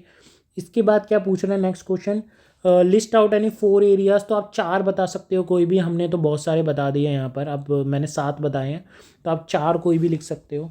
ICA ने 7 बताए, तो मैंने भी आपको 7 बता दिए। ठीक है, तो आप कोई भी 4 लिख देना। ऐसा ज़रूरी नहीं है पेपर में 4 का ही क्वेश्चन आ जाए, वैसे देखो 4 का ही आएगा, क्योंकि ये क्वेश्चन ज़्यादा से ज़्यादा इतने सारे क्वेश्चंस के साथ आ गया तो 6 नंबर का ही आएगा, वरना 4 नंबर का भी आ सकता है। तो इसके अलावा आ गया also comment weather firm is complying with the SQC1 और नॉट। तो बताओ कि SQC1 के साथ फर्म कंप्लाई कर रही है कि नहीं कर रही है। तो आ जाओ कंप्लाइंस चेक करने के लिए, मैं बताता हूँ कंप्लाइंस कर रही है कि नहीं कर रही। देखो देखो the firm show establish policy and procedures. ठीक है, setting out criteria for determining the need for the safeguard to reduce the familiarity threat. तो पहले तो हमें रिड्यूस करना पड़ेगा फैमिलिटी थ्रेट, हम इस तरीके से सेफ गार्ड करेंगे अपने आप को, to acceptable level where using the same senior personnel on an assurance engagement over a long period of time. ठीक है, तो हम देखेंगे कि कोई सेम सीनियर पर्सनल तो यूज़ नहीं हो रहा over a long period of time, and all the audit of the financial statement of listed entities requiring the rotation of engagement partner after a specified time in compliance with the code। तो यहाँ पर जो specified time है वो है 7 years का। ठीक है, यहाँ पर लिख भी दिया मैंने। तो ये क्या कह रहा है, देखो ये कह रहा है कि आपकी जितनी भी लिस्टेड एंटिटीज़ है ना, वहाँ पर तो रोटेशन कंपलसरी ही है, रिक्वायर्ड है। ठीक है, कंपलसरी है कि आपको स्पेसिफाइड टाइम में रिक्वायर करना पड़ेगा, जो कि है 7 ईयर्स। तो इस क्वेश्चन में देखते हैं कि क्या ये लिस्टेड कंपनी थी, तो आंसर इज़ येस, ये लिस्टेड कंपनी थी। अगर ये ऑर्डिनरी कंपनी होती तो वहाँ तो देखो सेम एंगेजमेंट पार्टनर है, कितने भी सालों के लिए जा रहा है कोई फ़र्क नहीं पड़ता। लेकिन यहाँ पर ये लिस्टेड कंपनी है, और लिस्टेड कंपनी के केस में 7 साल दिया हुआ है, मैंने लिख भी दिया और हम पढ़ भी चुके हैं इसको। ये जो पॉइंट्स हैं ये भी आपको मिल जाएंगे सेकंड नंबर पॉइंट में, जो हमने पढ़ा था एथिकल रिक्वायरमेंट वाला। इसके बाद हमने कंक्लूजन लिखा, the firm is not complying with the SQC1 as engagement partner H is continue for more than 7 years. ठीक है, तो हमने यहाँ पर आंसर भी दे दिया, ख़त्म हो गया ये क्वेश्चन। ठीक है, चलो आ जाओ नेक्स्ट पे। तो इसी के साथ यहाँ पर ये ख़त्म हो चुका है। अब आ जाओ नेक्स्ट पेज पे। अरे नहीं, पहले तो हम उस पेज पे जाते हैं, कहाँ पर हम थे। हमने ये पढ़ लिया, क्या ये पढ़ना है? नहीं, ये नहीं पढ़ना, ये सब नहीं पढ़ना। आ जाओ डिफरेंस ऑफ ओपिनियन पे। डिफरेंस ऑफ ओपिनियन हम यहाँ पर पढ़ेंगे, और ये भी पढ़ेंगे एंगेजमेंट डॉक्यूमेंटेशन। ठीक है, कहाँ तक पढ़ेंगे हम? यहाँ तक पढ़ेंगे। ठीक है, फिर मॉनिटरिंग के बारे में मैं आपको बता दूंगा। देखो डिफरेंस ऑफ ओपिनियन क्या कह रहा है। डिफरेंस ऑफ ओपिनियन में पहली बात तो ध्यान देंगे, डिफरेंस ऑफ ओपिनियन में क्या होगा। देखो अब हम ऑडिट कर रहे हैं, तो किस किस के हो सकता है, देखो हम ऑडिट कर रहे हैं तो हमारी बात ना बने, हम कहें कि इस चीज़ में तो ये होना चाहिए, इस चीज़ में तो ये होना चाहिए। तो डिफरेंस ऑफ ओपिनियन किन किन के बीच हो सकता है? पहली बात तो देखो डिफरेंस ऑफ ओपिनियन हो सकता है एंगेजमेंट टीम के बीच में, कि एंगेजमेंट टीम ऑडिट कर रही है और वो कह रही है कि ऐसा होना चाहिए, फिर एंगेजमेंट पार्टनर कुछ और कह रहा है कि नहीं नहीं ऐसा होना चाहिए, और एंगेजमेंट क्वालिटी कंट्रोल रिव्यूअर ऐसा कह रहा है कि ये होना चाहिए। तो यहाँ पर 3 लोग आ गए, ठीक है, एंगेजमेंट रिव्यू टीम आ गई, एंगेजमेंट पार्टनर आ गया, एंगेजमेंट क्वालिटी कंट्रोल रिव्यूअर आ गया। अगर इनकी किसी भी बात पे डिफरेंसेस हैं तो ना रिपोर्ट यहाँ पर मार्क करो, रिपोर्ट तभी इशूड होगी after the resolution of such difference. पहले भैया आप अपना ना रिजोल्यूशन कर लो, पहले आप अपनी बात पूरी कर लो, कंप्लीट कर लो, उसके बाद ही आपकी वो मानी जाएगी, मतलब रिपोर्ट दी जाएगी। पहले अपने डिफरेंसेस क्लियर कर लो। ठीक है, ये कह रहे हैं यहाँ पर। इसके अलावा ये क्या कह रहा है, in case recommendation of engagement quality control viewer is not accepted by the engagement partner, the matter is not resolved to the reviewer satisfaction, the matter should be resolved by following established procedure of the firm, like consulting with another practitioner or professional regulatory body। क्या कह रहा है ये, अगर मान लो आपका जो quality control reviewer है उसने एक्सेप्ट नहीं किए, अब डिफरेंसेस क्रिएट हुए, हमने बात करी, अब क्वालिटी कंट्रोल रिव्यूअर एक्सेप्ट नहीं कर पा रहा है एंगेजमेंट पार्टनर को, और ये मैटर्स रिजॉल्व नहीं हुए। रिव्यूअर्स की सेटिस्फेक्शन, भाई रिव्यूअर की सेटिस्फेक्शन सबसे ज़्यादा इसलिए होनी चाहिए क्योंकि भैया वो एक्सपीरियंस बंदा है, आप उसको ऐसे ही वैसे नहीं समझ सकते। आपने अभी रिपोर्ट इशू नहीं करी है, आप मान लो अभी ऑडिट कर रहे हो, आपको डिफरेंसेस मिल गए हैं, मान लो रिव्यूअर के बीच में और आपके एंगेजमेंट टीम और एंगेजमेंट पार्टनर के बीच में, या हो सकता है इन रिव्यूअर और एंगेजमेंट टीम के बीच में, या फिर रिव्यूअर और एंगेजमेंट पार्टनर के बीच में, या तीनों लोग ही कुछ अलग अलग कह रहे हैं और रिव्यूअर यहाँ पर सेटिस्फाई नहीं हुआ है, बातचीत हो चुकी है, तो भैया रिव्यूअर सबसे एक्सपीरियंस बंदा है, उसकी बात मानी जाएगी। और आपको क्या करना पड़ेगा, अब रिव्यूअर की सेटिस्फैक्शन ही नहीं है लेकिन ये लोग कह रहे हैं कि नहीं नहीं नहीं ऐसा ही होगा, तो क्या करेंगे हम, किसी कंसल्ट कर लेंगे विद एन अनदर प्रैक्टिशनर और द फर्म, किसी दूसरे बंदे से या किसी प्रोफेशनल या फिर रेगुलेटरी बॉडी से हम कंसल्ट करेंगे इस केस में। ठीक है, तो क्या इसके ऊपर कोई क्वेश्चन है? Answer is no. क्या ये कहाँ काम आ सकता है? ये एमसीक्यू का पार्ट बन सकता है, मार्क कर लो इसको। ठीक है, या फिर इसके ऊपर अगर कभी फ्यूचर में क्वेश्चन आ गया तो इतना याद रखना। ठीक है, ये तो बस इतना छोटा सा पॉइंट था। तो इसके बाद आ जाओ एंगेजमेंट डॉक्यूमेंटेशन के ऊपर। देखो मैं आपको बता दूं, जो सबसे इम्पॉर्टेंट यहाँ पर लाइन है, आपको जो एंगेजमेंट फाइल्स हैं, अच्छा एंगेजमेंट फाइल्स क्या होती हैं? देखो आपने क्या किया, आपने रिपोर्ट आपने पहले ऑडिट करी, ठीक है, ऑडिट आपकी कंप्लीट हो गई, आपने ऑडिट करी होगी तो आपने वर्किंग पेपर्स बनाए होंगे, ठीक है, कुछ फाइल्स बनाई होंगी, तो उन सबको कंप्लीट करा होगा, कर रहे होगे और आपने रिपोर्ट बना के दे दी। अब रिपोर्ट तो आपने सबमिट कर दी, तो ये जो वर्किंग पेपर्स और फाइल्स हैं अभी भी आपकी कुछ पेंडिंग है, आप वहाँ से तो कंप्लीट करके ले आए लेकिन आपने फॉर्म में आके देखा अभी इसकी क्लोजिंग नहीं करी है आपने, रिपोर्ट आपने इशू करके दे दी है, तो अब आपको ये वर्किंग पेपर्स फाइल्स हैं इनको कंप्लीट करके उठा के रखना तो होगा अपने पास। अब उठा के क्या रखें, रख लें अपने पास कि चलो जब हम फ्री होंगे तब हम काम करेंगे। हाँ, आंसर इज राइट। जब हम फ्री होंगे तब काम करेंगे, लेकिन कितने टाइम तक? ऐसा तो नहीं है ना कि ज़िंदगी भर पड़ा रहेगा। हमने कहा कि ऑडिट का जो टाइम पीरियड है वो 31 अगस्त, 31 अक्टूबर को, 31 अक्टूबर और 30 नवंबर को जब ख़त्म होगा तब हम उसके बाद अपना ये काम करेंगे। तो आंसर इज़ नो। आपने जब भी रिपोर्ट इशू करी है, जब भी आपने रिपोर्ट इशू करी है उसके, यहाँ पर आ जाओ, not engagement file should be completed not more than 60 days after the date auditors report. ठीक है, आपको अपने 60 days के अंदर अंदर, मतलब जैसे ही आपने रिपोर्ट इशू करी है उसके आपको 60 days के अंदर अंदर आपको अपनी सारी फाइल्स कंप्लीट करनी होंगी, ऐसा यहाँ लिखा हुआ है। ठीक है, ठीक है। और अदर केसेस में, मतलब ये तो बात हुई ऑडिट के केस में। अब जो अदर केसेस हैं, अदर 3 एंगेजमेंट्स हैं, उसमें आप within the limit of appropriate to the engagements, तो आपकी जो भी लिमिट वहाँ पर अप्रोप्रिएट है उसके हिसाब से आप करेंगे, बस इतना याद रखेंगे। ठीक है, ऑडिट के केस में 60 days, वैसे तो पेपर में 60 days ही पूछेगा, ये चीज़ नहीं पूछेगा कि अदर केसेस में आपका within the limit of appropriate to the engagement, जितना एंगेजमेंट को अप्रोप्रिएट लगे उतने दिन में करना है। तो यहाँ अदर केसेस के बारे में नहीं पूछेगा पेपर में, वो 60 days के बारे में पूछेगा। या फिर आपको ये पूरी की पूरी लाइन एज इट इज़ याद होनी चाहिए, यहाँ से लेकर पूरी यहाँ तक, ताकि देखो पेपर में अगर आ गया ना तो वो MCQ में इतनी पूरी लाइन भी लिख देगा आपके लिए, तो आपको ये पूरी लाइन भी याद होनी चाहिए। ठीक है, इसके बाद क्या ये सब पढ़ना ज़रूरी है? नहीं, ये सब नहीं पढ़ना, ये ABC भी नहीं पढ़ने। सर इतना छुड़वा रहे हो? हाँ हाँ, पेपर के लिए इम्पोर्टेंट ही नहीं है, श्रद्धा के लिए पढ़ना है तो पढ़ लेना। Engagement document should be retain for a period of time sufficient to the permit those, ये तो वही लिखा है। ठीक है, कि कितने सालों तक आपको ये अपने पास रखना पड़ेगा, तो यहाँ पर मार्क कर लो MCQ के लिए भी और वैसे भी 7 years तक आपको ये संभाल के रखना पड़ेगा। ठीक है, मतलब आपके पास ये जितने भी पेपर्स डॉक्यूमेंट्स ये हैं, ये सारे 7 साल तक आपको एटलीस्ट संभाल के रखने पड़ेंगे। अच्छा, कब से? जब आपने ऑडिट रिपोर्ट दी है उसके बाद से, और later the date group auditor report, अगर कोई ग्रुप ऑडिट रिपोर्ट बन रही है या फिर आपकी नॉर्मल कंपनी की सेपरेट ऑडिट रिपोर्ट है, विच एवर इज़ लेटर, तो उस डेट से 7 सालों तक आपको ये सारे डॉक्यूमेंट संभाल के रखने पड़ेंगे। रिटेंशन पीरियड है। ठीक है, इसके बाद आ जाओ। सर ये ख़त्म हो गया टॉपिक? नहीं, एक क्वेश्चन करवाऊंगा, 8th क्वेश्चन। ये ना पेपर में आया था या MCQ उसमें आया, MTP में आया है। हाँ, एक मिनट, 8th क्वेश्चन MTP में आया और मैं आपको ऐसे ही इग्नोर नहीं करवा सकता। ये रहा MTP का क्वेश्चन है, लेटेस्ट है। ये चाहिए, इसका आंसर है, बहुत बड़ा आंसर है। चलो करेंगे तो फिर भी हम।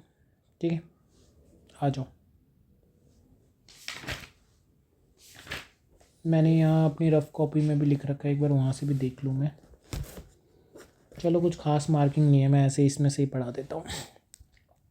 क्या कह रहा है ये कह रहा है TPX एंड कंपनी है, चार्टर्ड अकाउंटेंट से लार्ज ऑडिट फर्म है, it maintains audit documentation both electronically and physical form. ठीक है, इलेक्ट्रॉनिकली और फिजिकल फॉर्म मतलब हार्ड फाइल्स में भी और इलेक्ट्रॉनिकली हम बनाते थे।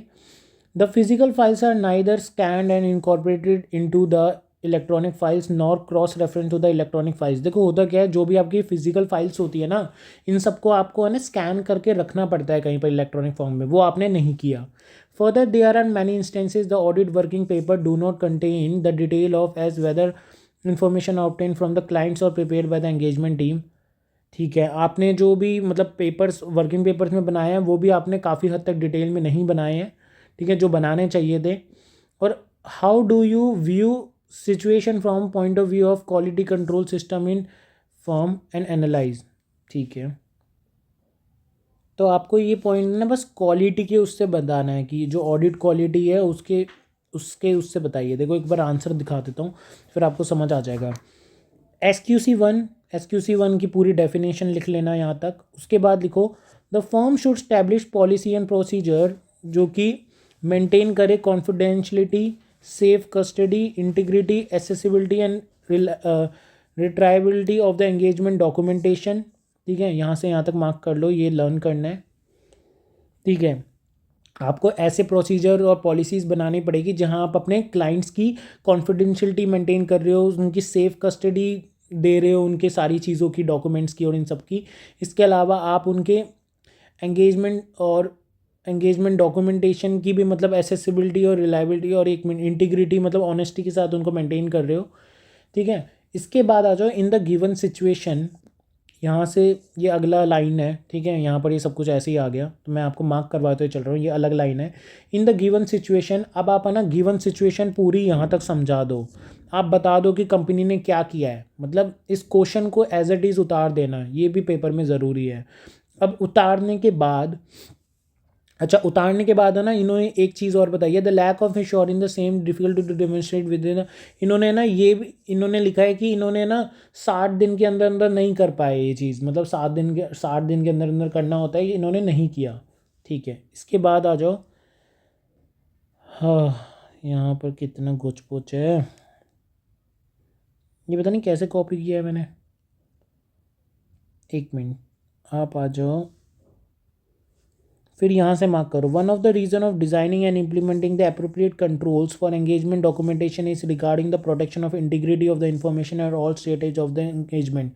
देखो क्या रीज़न होता है कि हम ये सारे जो मतलब एंगेजमेंट डॉक्यूमेंटेशन होते हैं इसकी प्रोटेक्शन करके रखते हैं, क्यों? क्योंकि ताकि हमारी क्वालिटी सारे स्टेजेस पे बनी रहे, ठीक है। इसके बाद ये यहाँ जाओ, फॉर द प्रैक्टिक, ये मतलब एक पॉइंट है। इसके बाद ये नेक्स्ट पॉइंट है, for the practical reasons original paper document में भी इलेक्ट्रॉनिकली स्कैन। जितने भी ओरिजिनल पेपर और आप डॉक्यूमेंटेशन लाए हो ना, वो इलेक्ट्रॉनिकली स्कैंड होने चाहिए। Inclusion in the engagement files, और वो एंगेजमेंट फाइल्स के पार्ट होने चाहिए, ठीक है, ये लिख दो। इन दैट केस द, नहीं ये सेम पॉइंट है, सेम पॉइंट है, sorry sorry sorry sorry, same point है, ये पूरा एक सेम पॉइंट है। In that case the firm implementation appropriate procedure requiring engagement terms to, यहाँ पर आ जाओ, generate scanned copies that reflect the entire content of the original paper documentation including the manual, signature, cross reference और annotation। आपको मतलब scan copies में ना ये सारा रखना पड़ेगा, ओरिजिनल पेपर्स रख लिए आपने, मैनुअल रख लिए, सिग्नेचर रख लिए, क्रॉस रेफरेंस लिखनी है, एनोवेशन उन्होंने कोई एडिशन किया है तो वो आपको रखना पड़ेगा। इसके अलावा integrate the scan copies into the engagement files including indexation and signing of the scan copies as necessary. आपको सारी वही स्कैन कॉपीज़ रखनी पड़ेगी, उनको इंटीग्रेट करके एक जगह पे रखना पड़ेगा। इनेबल द स्कैन कॉपीज़, ये क्या है, ये 4 कुछ भी नहीं है, इसको काट दो। Engagement, enable the scan copies to be retrieved and printed as necessary. जो भी आपकी स्कैन कॉपी है उसको आपको मतलब to be retrieve and printed as necessary, अगर उसको प्रिंट करवाने की ज़रूरत है तो प्रिंट करवा के भी रख लो। It is also been stated, ये करना है क्या, हाँ हाँ हाँ यहाँ से कर लो, where audit working paper do not contain detail as to whether information was obtained from the client prepared by the engagement team. It is important to identify source of the document and information used of audit evidence, ensuring the reliability. It covers have potential risk of non-compliance with the standard of auditing। क्या कह रहा है यहाँ पर, ये कह रहा है कि देखो आपको है ना, मतलब जो भी डॉक्यूमेंट, जो भी आपने एविडेंस लिया है उसका मतलब वो पता होना चाहिए कि वो कहाँ से आया है, उसका सोर्स क्या है, सोर्स पता होना चाहिए। क्यों? क्योंकि ऑडिट एविडेंस ताकि रिलायबल हो, ठीक है। किस केस में पता होना चाहिए, जहाँ पर आपके ऑडिट वर्किंग पेपर्स में आपको लग रहा है कि डिटेल नहीं है, कि वो इन्फॉर्मेशन क्लाइंट से ली गई है, कि आपने बनाई है ढंग से, तो उसका आपको सोर्स पता होना चाहिए, ठीक है। तो ये है ना, एक बार है ना पूरा आंसर पढ़ लेना। मैं सच बताऊं तो 2-3 बार पढ़ लेना। ये अभी तक पेपर में आया नहीं है, एमटीपी का पार्ट है, कभी भी आ सकता है पेपर में। एमटीपी में आ गया, देखो होता क्या है ना, मैं आपको ना आज एक बात बताता हूँ, ऐसे का राज बताता हूँ यहाँ पर। देखो अगर कोई क्वेश्चन आरटीपी में आ जाता है तो उसका है ना लगने का चांस क्वेश्चंस में, मतलब पेपर में, आपके पेपर में लगने का चांस अगर 50% रहता है ना, तो एमटीपी के क्वेश्चंस का चांस आपके क्वेश्चंस में लिखने का पूरा 80% रहता है, ये याद रखना। मतलब आरटीपी आपको हो सकता है 2-3 अटैम्प्ट पहले की भी पूछ ले, एमटीपी तो लेटेस्ट वाली पिछले अटैम्प्ट की पूछ लेता है। कभी कभार आरटीपी का भी सेम अटैम्प्ट का क्वेश्चन आ जाता है, सेम क्वेश्चन एमटीपी के सेम अटैम्प्ट में नहीं आता, बाद में आता है हमेशा, लेकिन लेटेस्ट अटैम्प्ट में आता है। तो ये है ना अभी के किसी उसका ही है, अभी 2024 एमटीपी का ही है ये, तो इसको एक बार कर लो, ये इंपॉर्टेंट है, तो ये पूरा एक बार पढ़ लेना, 3-4 बार पढ़ना, आपको समझ आ जाएगा। इजी लैंग्वेज है, कुछ मुश्किल इसमें ऐसा नहीं था कि मुझे बहुत समझाने की ज़रूरत पड़ी हो, बहुत इजी लैंग्वेज में लिखा हुआ था। क्वेश्चन नंबर 9, नहीं 9 हम बाद में करेंगे। सबसे पहले आ जाओ, हम कहाँ थे, मॉनिटरिंग पे। अब नेक्स्ट टॉपिक आ चुका है मॉनिटरिंग हमारा। अब हमको काम को मॉनिटर करना पड़ेगा। अच्छा, काम को मॉनिटर करने का मतलब क्या होता है? क्या इधर रिव्यू हो रहा है? नहीं, रिव्यू नहीं हो रहा, डिटेल चेकिंग नहीं हो रही, बस मॉनिटर किया जा रहा है। देखो मॉनिटर क्या होता है, मैं ना एक एग्जांपल देता हूँ आपको। जैसे जैसे जैसे जैसे मैंने घर शिफ्ट करवाया, घर शिफ्ट करवाने में वो पैकर्स एंड मूवर्स वाले आए, उन्होंने घर शिफ्ट कर दिया पूरा का पूरा। बहुत अच्छे से वो काम करते हैं सफाई से, ठीक है, ऐसा नहीं है कि ऐसे ही काम कर जाते हैं। कई लोग ऐसे ही काम करते हैं, कई लोग अच्छा काम करते हैं, वो अच्छा काम करते हैं, ठीक है, तभी उनकी कंपनी आगे चलेगी, उनको भी पता है। तो उन्होंने बहुत अच्छे से मेरा मेरा जो ट्रांसफ़र है ना घर का, वो एक घर से दूसरे घर में किया। तो उधर है ना, जैसे ही दूसरे घर में उन्होंने सामान लगाया, सब कुछ ट्रांसफ़र किया ना, तो यहाँ से उनकी कंपनी का एक बंदा आया चेक करने के लिए। उसने देखा सब कुछ कि सब कुछ सही है। उसने यहाँ पर भी चीज़ें देखी थी और यहाँ पर भी चीज़ें देखी थी, उसने देखी, यहाँ भी देखी, यहाँ भी देखी, और उसके बाद उसने चेक करके चले गया और टिक टिक करके चले गया। वो टिक येस नो करके या फिर टिक कट करके वो चले गया। तो यहाँ पर बताओ क्या उसने किया? क्या उसने रिव्यू किया? क्या डिटेल में काम को चेक किया? नहीं, उसने तो बस एक ऊपर ऊपर से आके मॉनिटर किया, तो उसे बोलते हैं मॉनिटरिंग, ठीक है। या फिर आप देख लो कि आपकी कंपनी में, चलो इसके बारे में डिटेल में पढ़ ही लेते हैं कि मॉनिटरिंग होता क्या है, ठीक है। बस 1 मिनट रुकना। सच बताऊं तो मॉनिटरिंग में यहाँ पर कुछ एक्सप्लेनेबल लायक है भी नहीं। एक क्वेश्चन है जो कि लास्ट पॉइंट से डिराइव्ड है। वैसे तो देखो ये सारा आप पढ़ लेना, चलो मैं ही एक बार पढ़ ही देता हूँ आपके लिए। The firm should ensure policy and procedure that system quality control are relevant. देखो आपके जो पॉलिसी एंड प्रोसीजर वो ऐसे होने चाहिए कि जो सिस्टम है क्वालिटी कंट्रोल का वो रेलिवेंट होना चाहिए, एडुकेट होना चाहिए, ऑपरेटिंग इफेक्टिवली होना चाहिए, कंप्लाइड विद द प्रैक्टिस होना चाहिए। Such policy and procedures should include ongoing consideration and evaluation of the firm's system of quality control, including periodic inspection of system of completed engagement. Quality control of engagement has been monitored taking into account of the factors. तो इन factors का आपको ध्यान रखना है। Deciding whether quality control system of the firm have been appropriately design appropriately और effectively implemented. तो आपको ये देखना है कि आपका जो क्वालिटी कंट्रोल सिस्टम है फर्म का, क्या वो अच्छी तरह डिज़ाइन है, और डिज़ाइन है तो क्या वो इम्प्लीमेंट हो रहा है, तो आपको ये चेक करना रहेगा मॉनिटरिंग में। इसके अब देखो मॉनिटरिंग के हम सारे काम पढ़ रहे हैं, तो पहला काम हमने पढ़ लिया। दूसरा काम है एग्जामिन करना पड़ेगा कि कोई न्यू डेवलपमेंट का एरिया है प्रोफेशनल स्टैंडर्ड्स में, legal and regulatory requirement reflected in the quality control policy, जो आपकी पॉलिसी में लिखा हो, तो वो न्यू डेवलपमेंट भी आपको देखनी है कि हो रही है कि नहीं हो रही है, ठीक है। Conducting monitoring by entrusting responsibility of the monitoring process to a partner or other reasons with sufficient appropriate experience and authority of the firm, ठीक है, इजी था। Dealing with complaints and allegation, system of the firm of employees or non-compliance with the professional standards, regulatory requirement of person within the outside firm। ये mark कर लो, ये important है point, इसके ऊपर question बनेगा अभी, ठीक है। ये क्या कह रहा है कि आपका जो भी कंप्लेंट्स और एलिगेशंस, मतलब आपकी फर्म, एक मिनट, अगेंस्ट आपकी फर्म के या एम्प्लॉयज़ के हैं, और नॉन कंप्लाइंस किया है आपने अगर कोई प्रोफेशनल स्टैंडर्ड्स का, और ये आपके किसी ने विद इन और आउटसाइड द फर्म ने ये इल्ज़ाम लगाए हैं, तो क्या उस पर आप कैसे डील करते हो, क्या उसकी पॉलिसी एंड प्रोसीजर अच्छे से बने हुए हैं कि नहीं, तो ये आपको देखना है। तो आपको मॉनिटर करना है कि वो अच्छे से, मतलब उसकी मतलब डील कैसे कर रहे हैं उन कंप्लेंट्स को, ठीक है। Taking the appropriate remedial action against the personal who did not confirm the quality of the control policy. अगर आपका कोई बंदा सही से ये क्वालिटी में नहीं साथ दे रहा, तो आपने उसके खिलाफ कोई रेमेडियल एक्शन लिया है कि नहीं लिया, सही से लिया है कि नहीं लिया।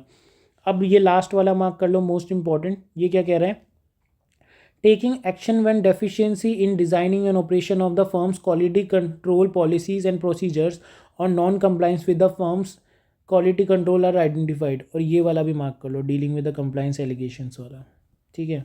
ये 2 मार्क कर लो। ये लास्ट वाला कह रहा है कि आपने कोई अगर डेफिशिएंसी है, आपका कोई नॉन कंप्लाइंस है, तो आपने उसमें एक्शन लिया है कि नहीं लिया है, ठीक है, कोई भी मतलब क्वालिटी कंट्रोल पॉलिसीज़ में, ठीक है। तो इसके बाद हमें एक क्वेश्चन करना है, क्वेश्चन नंबर 9 यहाँ पर लिख लो आप। अच्छा 9 क्वेश्चन हमने वहीं छोड़ा था ना, जहाँ तक मुझे याद है। हाँ ये रहा। चलो 9 क्वेश्चन मैंने खुद ही शॉर्ट में लिखवा लिया है, क्योंकि ये क्वेश्चन की लेंथ इतनी बड़ी थी ना कि अगर मैं फालतू में आपको ये लिखवा दूँ कोई फ़ायदा नहीं है। हमें है ना क्वेश्चन को समझते हुए चलना है, क्योंकि पेपर में तो देखो सेम क्वेश्चन नहीं आएगा, उधर क्वेश्चन का जो पीछे का बैकग्राउंड होता है ना वो सेम आएगा, कहानी अलग आएगी। तो चलो बैकग्राउंड देखते हैं क्या है। एक NK&N कंपनी है, CA फॉर्म है, NK&N कंपनी है, CA फॉर्म है, ऑडिट कर रही है 24-25 का जूस लिमिटेड का। ठीक है, लास्ट ईयर 23-24 में ऑडिट किया था LP&N एसोसिएट से, हमने नहीं किया था, NK ने नहीं किया था, LP ने किया था लास्ट ईयर। ऑडिट कंप्लीट हो गई एंड रिपोर्ट सबमिट भी हो गई हमारी, हमने ऑडिट किया 24-25 में और हमने रिपोर्ट भी सबमिट कर दी। इट वॉज फाउंड दैट जो क्लोजिंग बैलेंस था ना लास्ट ईयर का, वो वर्क इनकरेक्टली, ये मैंने कुछ गलत लिखा है क्या? एक मिनट रुक जाओ बस, लगा ही था इनकरेक्टली है ये दोनों साथ में है, एक्चुअली मैं इनको अलग अलग पढ़ रहा था। तो इनकरेक्टली ब्रॉट फॉरवर्ड, तो उसने क्या किया, जो क्लोजिंग बैलेंस है ना लास्ट ईयर का वो इनकरेक्टली ब्रॉट फॉरवर्ड किया। किसने? हमने, NK&N कंपनी ने। लास्ट ईयर तो LP&N एसोसिएट्स ने जो भी ऑडिट की थी, जो भी क्लोजिंग बैलेंस आ रहा था, हमने ओपनिंग ही गलत ले लिया उसका। It was found that NK&N company did not apply the any audit procedure to ensure that correct, उनका कोई ऐसा ऑडिट प्रोसीजर ही नहीं था कि वो सही से अपना ओपनिंग बैलेंस मतलब ब्रॉड फॉरवर्ड कर पाते अपने करंट पीरियड में। तो एक कंप्लेन फाइल हुई है अगेंस्ट NK&N कंपनी में।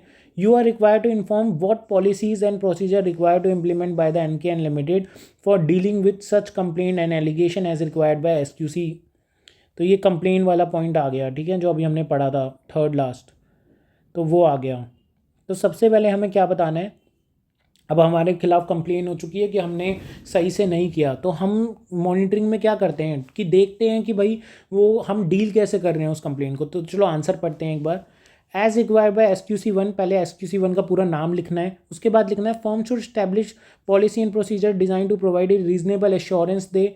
वही जो SQC1 में हमने रीजनेबल एश्योरेंस वाला पॉइंट लिखा था वो हमें बताना है, इतना ही बताना है बस, रीजनेबल एश्योरेंस तक।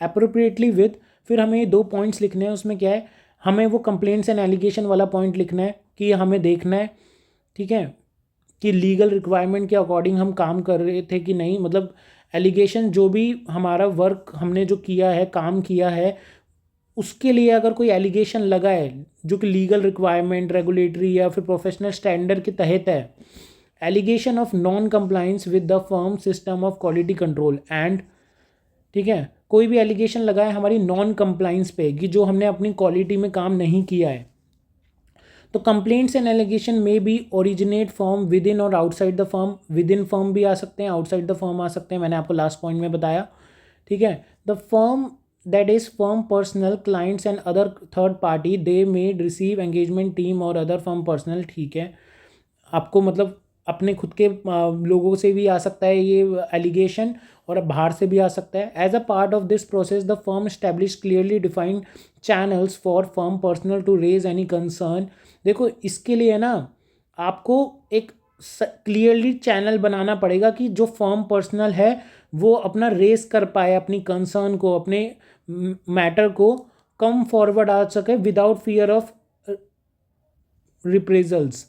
मतलब रिप्रेजल्स का क्या मतलब है? रिप्रेजल्स का मतलब होता है पनिशमेंट, लिख लो यहाँ पर पनिशमेंट। देखो आपको ना एक ऐसा चैनल बनाना पड़ेगा कि जो भी बंदा हमारी कंपनी के अंदर है वो खुले तौर पर आ पाए, कम फॉरवर्ड हो पाए विदाउट रिप्रेजल, कि उसको क्या पनिशमेंट मिलेगी इसकी वो नहीं होना चाहिए। देखो इसका मैं अच्छा एक एग्जांपल देता हूँ, मेरे को याद आ रहा है। मान लो एक CA फर्म है, ठीक है, इस CA फर्म में इतना बड़ा चार्टर्ड अकाउंटेंट है, ये सारे आर्टिकल्स हैं, ठीक है, छोटी CA फर्म है, ज़्यादा बड़ी नहीं है।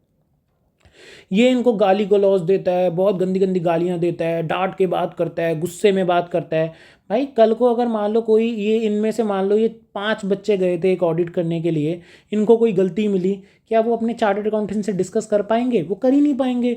वो जैसे ही करेंगे वो उनको डांट देगा कि नहीं नहीं ये तो तुमने गलत किया है, ऐसे नहीं होना चाहिए, ऐसे होना चाहिए, तो वो कर ही नहीं पाएंगे ढंग से डिस्कस, ठीक है। तो यहाँ पर क्या हो जाएगा, एरर हो जाएगा। तो आपको ऐसा एनवायरनमेंट नहीं बनाना है। आपको एक ऐसा एनवायरनमेंट बनाना है कि भैया चार्टर्ड अकाउंटेंट है, ये अगर आर्टिकल है, ये अगर स्टाफ मेंबर हैं, अगर ये ऑडिट करके आए हैं, उनको कोई भी कुछ लगता है तो वो आपको आके बताएं। मतलब अगर आप उनको कुछ भी लगता है ऑडिट में कि भाई हमारी कंपनी में ही गलत हुआ है, हमने ढंग से कुछ मेंटेन नहीं किया है, तो वो आप जाके बताओ कि सर आपने ये मिस्टेक करी है, ठीक है, इसको सुधार दो। तो एक मैं ना आपको एक बात बताता हूँ, मैं रियल केस बताता हूँ आपको। अगर हम इतनी बात कर ही रहे हैं तो एक रियल केस, ताकि एक एग्जांपल से याद भी रहे, या फिर लास्ट में बताऊँ, चलो अभी बता देता हूँ। इसमें क्या हुआ है देखो, तो आपको ना ये क्लियरली चैनल बनाने पड़ेंगे। देखो ऑडिट कितनी अच्छी है, ये सारे स्टैंडर्ड्स ऐसे बनाए हुए हैं कि इसको पढ़ के ही आप ऑडिट जब करोगे तब आपकी सारी ऑडिट अच्छे से होगी। तो इसने खुद ही बता दिया देखो इस ऐसे ने कि भाई आपको इतने अच्छे से क्लियरली चैनल्स बनाने हैं ताकि आपका जो भी इनसाइड पर्सनल हो जो आपके कंपनी में काम कर रहा है वो आके बता सके अगर उसको कोई गलती लग रही है तो।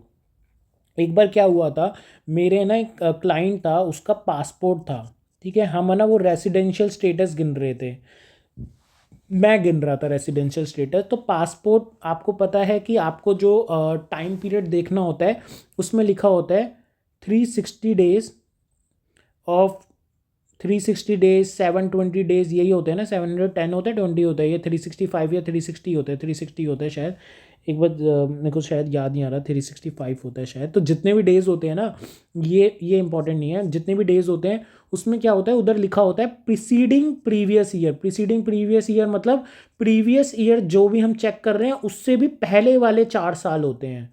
तो ये होता है लॉ, इसमें तो मैं पक्का श्योर हूँ प्रीसीडिंग 4 साल होते हैं। तो मैंने अपने सर को बताया, मैंने की है कैलकुलेशन, तो सर ने की कैलकुलेशन तो गलत है।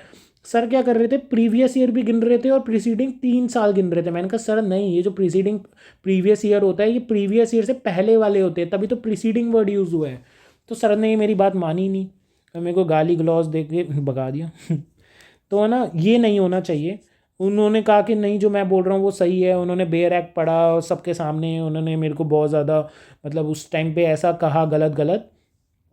तो गलत गलत जब मुझे कहा गया तो मेरी कंपनी में जितने भी आर्टिकल्स थे वो मेरी बात पे सहमत थे, लेकिन किसी में भी दम नहीं था कि वो सर के आगे कुछ बोल पाएँ। तो उन्होंने कहा आशीष तुम सही हो लेकिन प्लीज़ अभी सर की बात मान लो क्योंकि बॉस इज़ ऑलवेज राइट। तो मैंने कहा बॉस अगर राइट है तो भैया मैं सीए प्रैक्टिस कर रहा हूँ और मेरी प्रैक्टिस के अकॉर्डिंग ये गलत है, तो मैंने उस चीज़ से काम ही छोड़ दिया। मैंने कहा सर ये काम मैं नहीं करूँगा, आप ये काम प्लीज़ किसी और से करवा लीजिए। और फिर वो काम किसी और ने किया, हमारी जो सबसे सीनियर मतलब जो आर्टिकल थी उन्होंने किया, जो वहाँ पर आई थिंक 7-8 साल से आर्टिकल थी, मतलब 3 साल आर्टिकलशिप होने के बाद भी उन्होंने वहाँ जॉब किया। तो वो जितने मतलब सीनियर थी सबसे ज़्यादा, उन्होंने फिर उस काम को किया और गलत ही किया और सबमिट किया, मुझे नहीं पता क्यों। तो मुझे पता है वैसे क्यों, वो डर की वजह से, बट ठीक है। तो ऐसा आपको वो माहौल नहीं बनाना है जिससे कि गलती हो सके, क्योंकि मेरे को बाद में सुनने को आया था कि बाद में जब मैंने फर्म छोड़ दिया था उसके बाद उस चीज़ के ऊपर केस भी आया था और वहाँ पर वो डेज सच में गलत थे, ठीक है। तो आपको ऐसा माहौल नहीं बनाना है। The investigation is sorry sorry sorry sorry sorry, ये क्या कर दिया मैंने। The investigation is supervised by the partner with sufficient and appropriate experience, authority within the firm, but he is not involved in the engagement.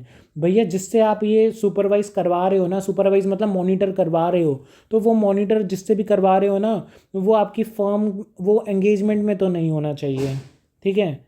उस engagement में नहीं होना चाहिए, आपकी फर्म का हो चलेगा लेकिन उस एंगेजमेंट का बंदा नहीं होना चाहिए, किसी और से मॉनिटर करवा लेना ये काम। And including involve in legal counsel as necessary, अगर कोई लीगल काउंसिल आपको लेना है तो उसको भी आप इंक्लूड कर सकते हो जो बाहर का बंदा है।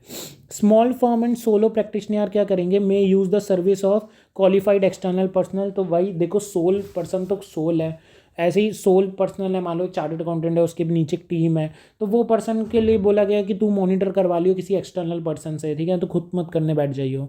और another firm to carry out investigation, तो इन्वेस्टिगेशन यहाँ पर होगी। कंप्लेन और एलिगेशन एंड रिस्पॉन्सेज, ये सारे डॉक्यूमेंटेशन होने चाहिए, जो भी कंप्लेंट्स आ रही हैं और उसके ऊपर जितने भी हमारे रिस्पॉन्सेज हैं ये सारे के सारे आप डॉक्यूमेंट करते हुए चलेंगे। Where the result of the investigation indicate deficiency in the design और operation of the firm quality control policy and procedure और non compliance with the firm system of quality control by the individual,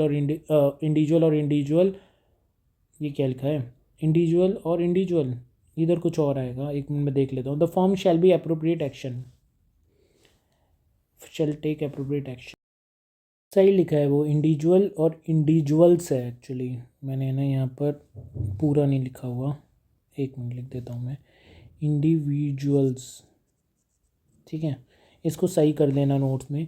the firm shall take appropriate action, तो appropriate action ले लेगी अगर कोई deficiency हुई है, non compliance हुई है, ठीक है। तो ये आपको आंसर लर्न करना पड़ेगा। तो इसमें जो जो समझाने लायक था मैंने समझा दिया, और जो इजी वाला था वो मैंने आपको रीड करवा दिया, उसको आपको लर्न ही करना है क्योंकि वो तो बहुत इजी लैंग्वेज है। तो ये क्वेश्चन भी हमारा हो गया। अब आगे बढ़ते हैं, आगे है 10th question. 10th question next topic का पार्ट है, ऐसे 220 का। आ जाओ।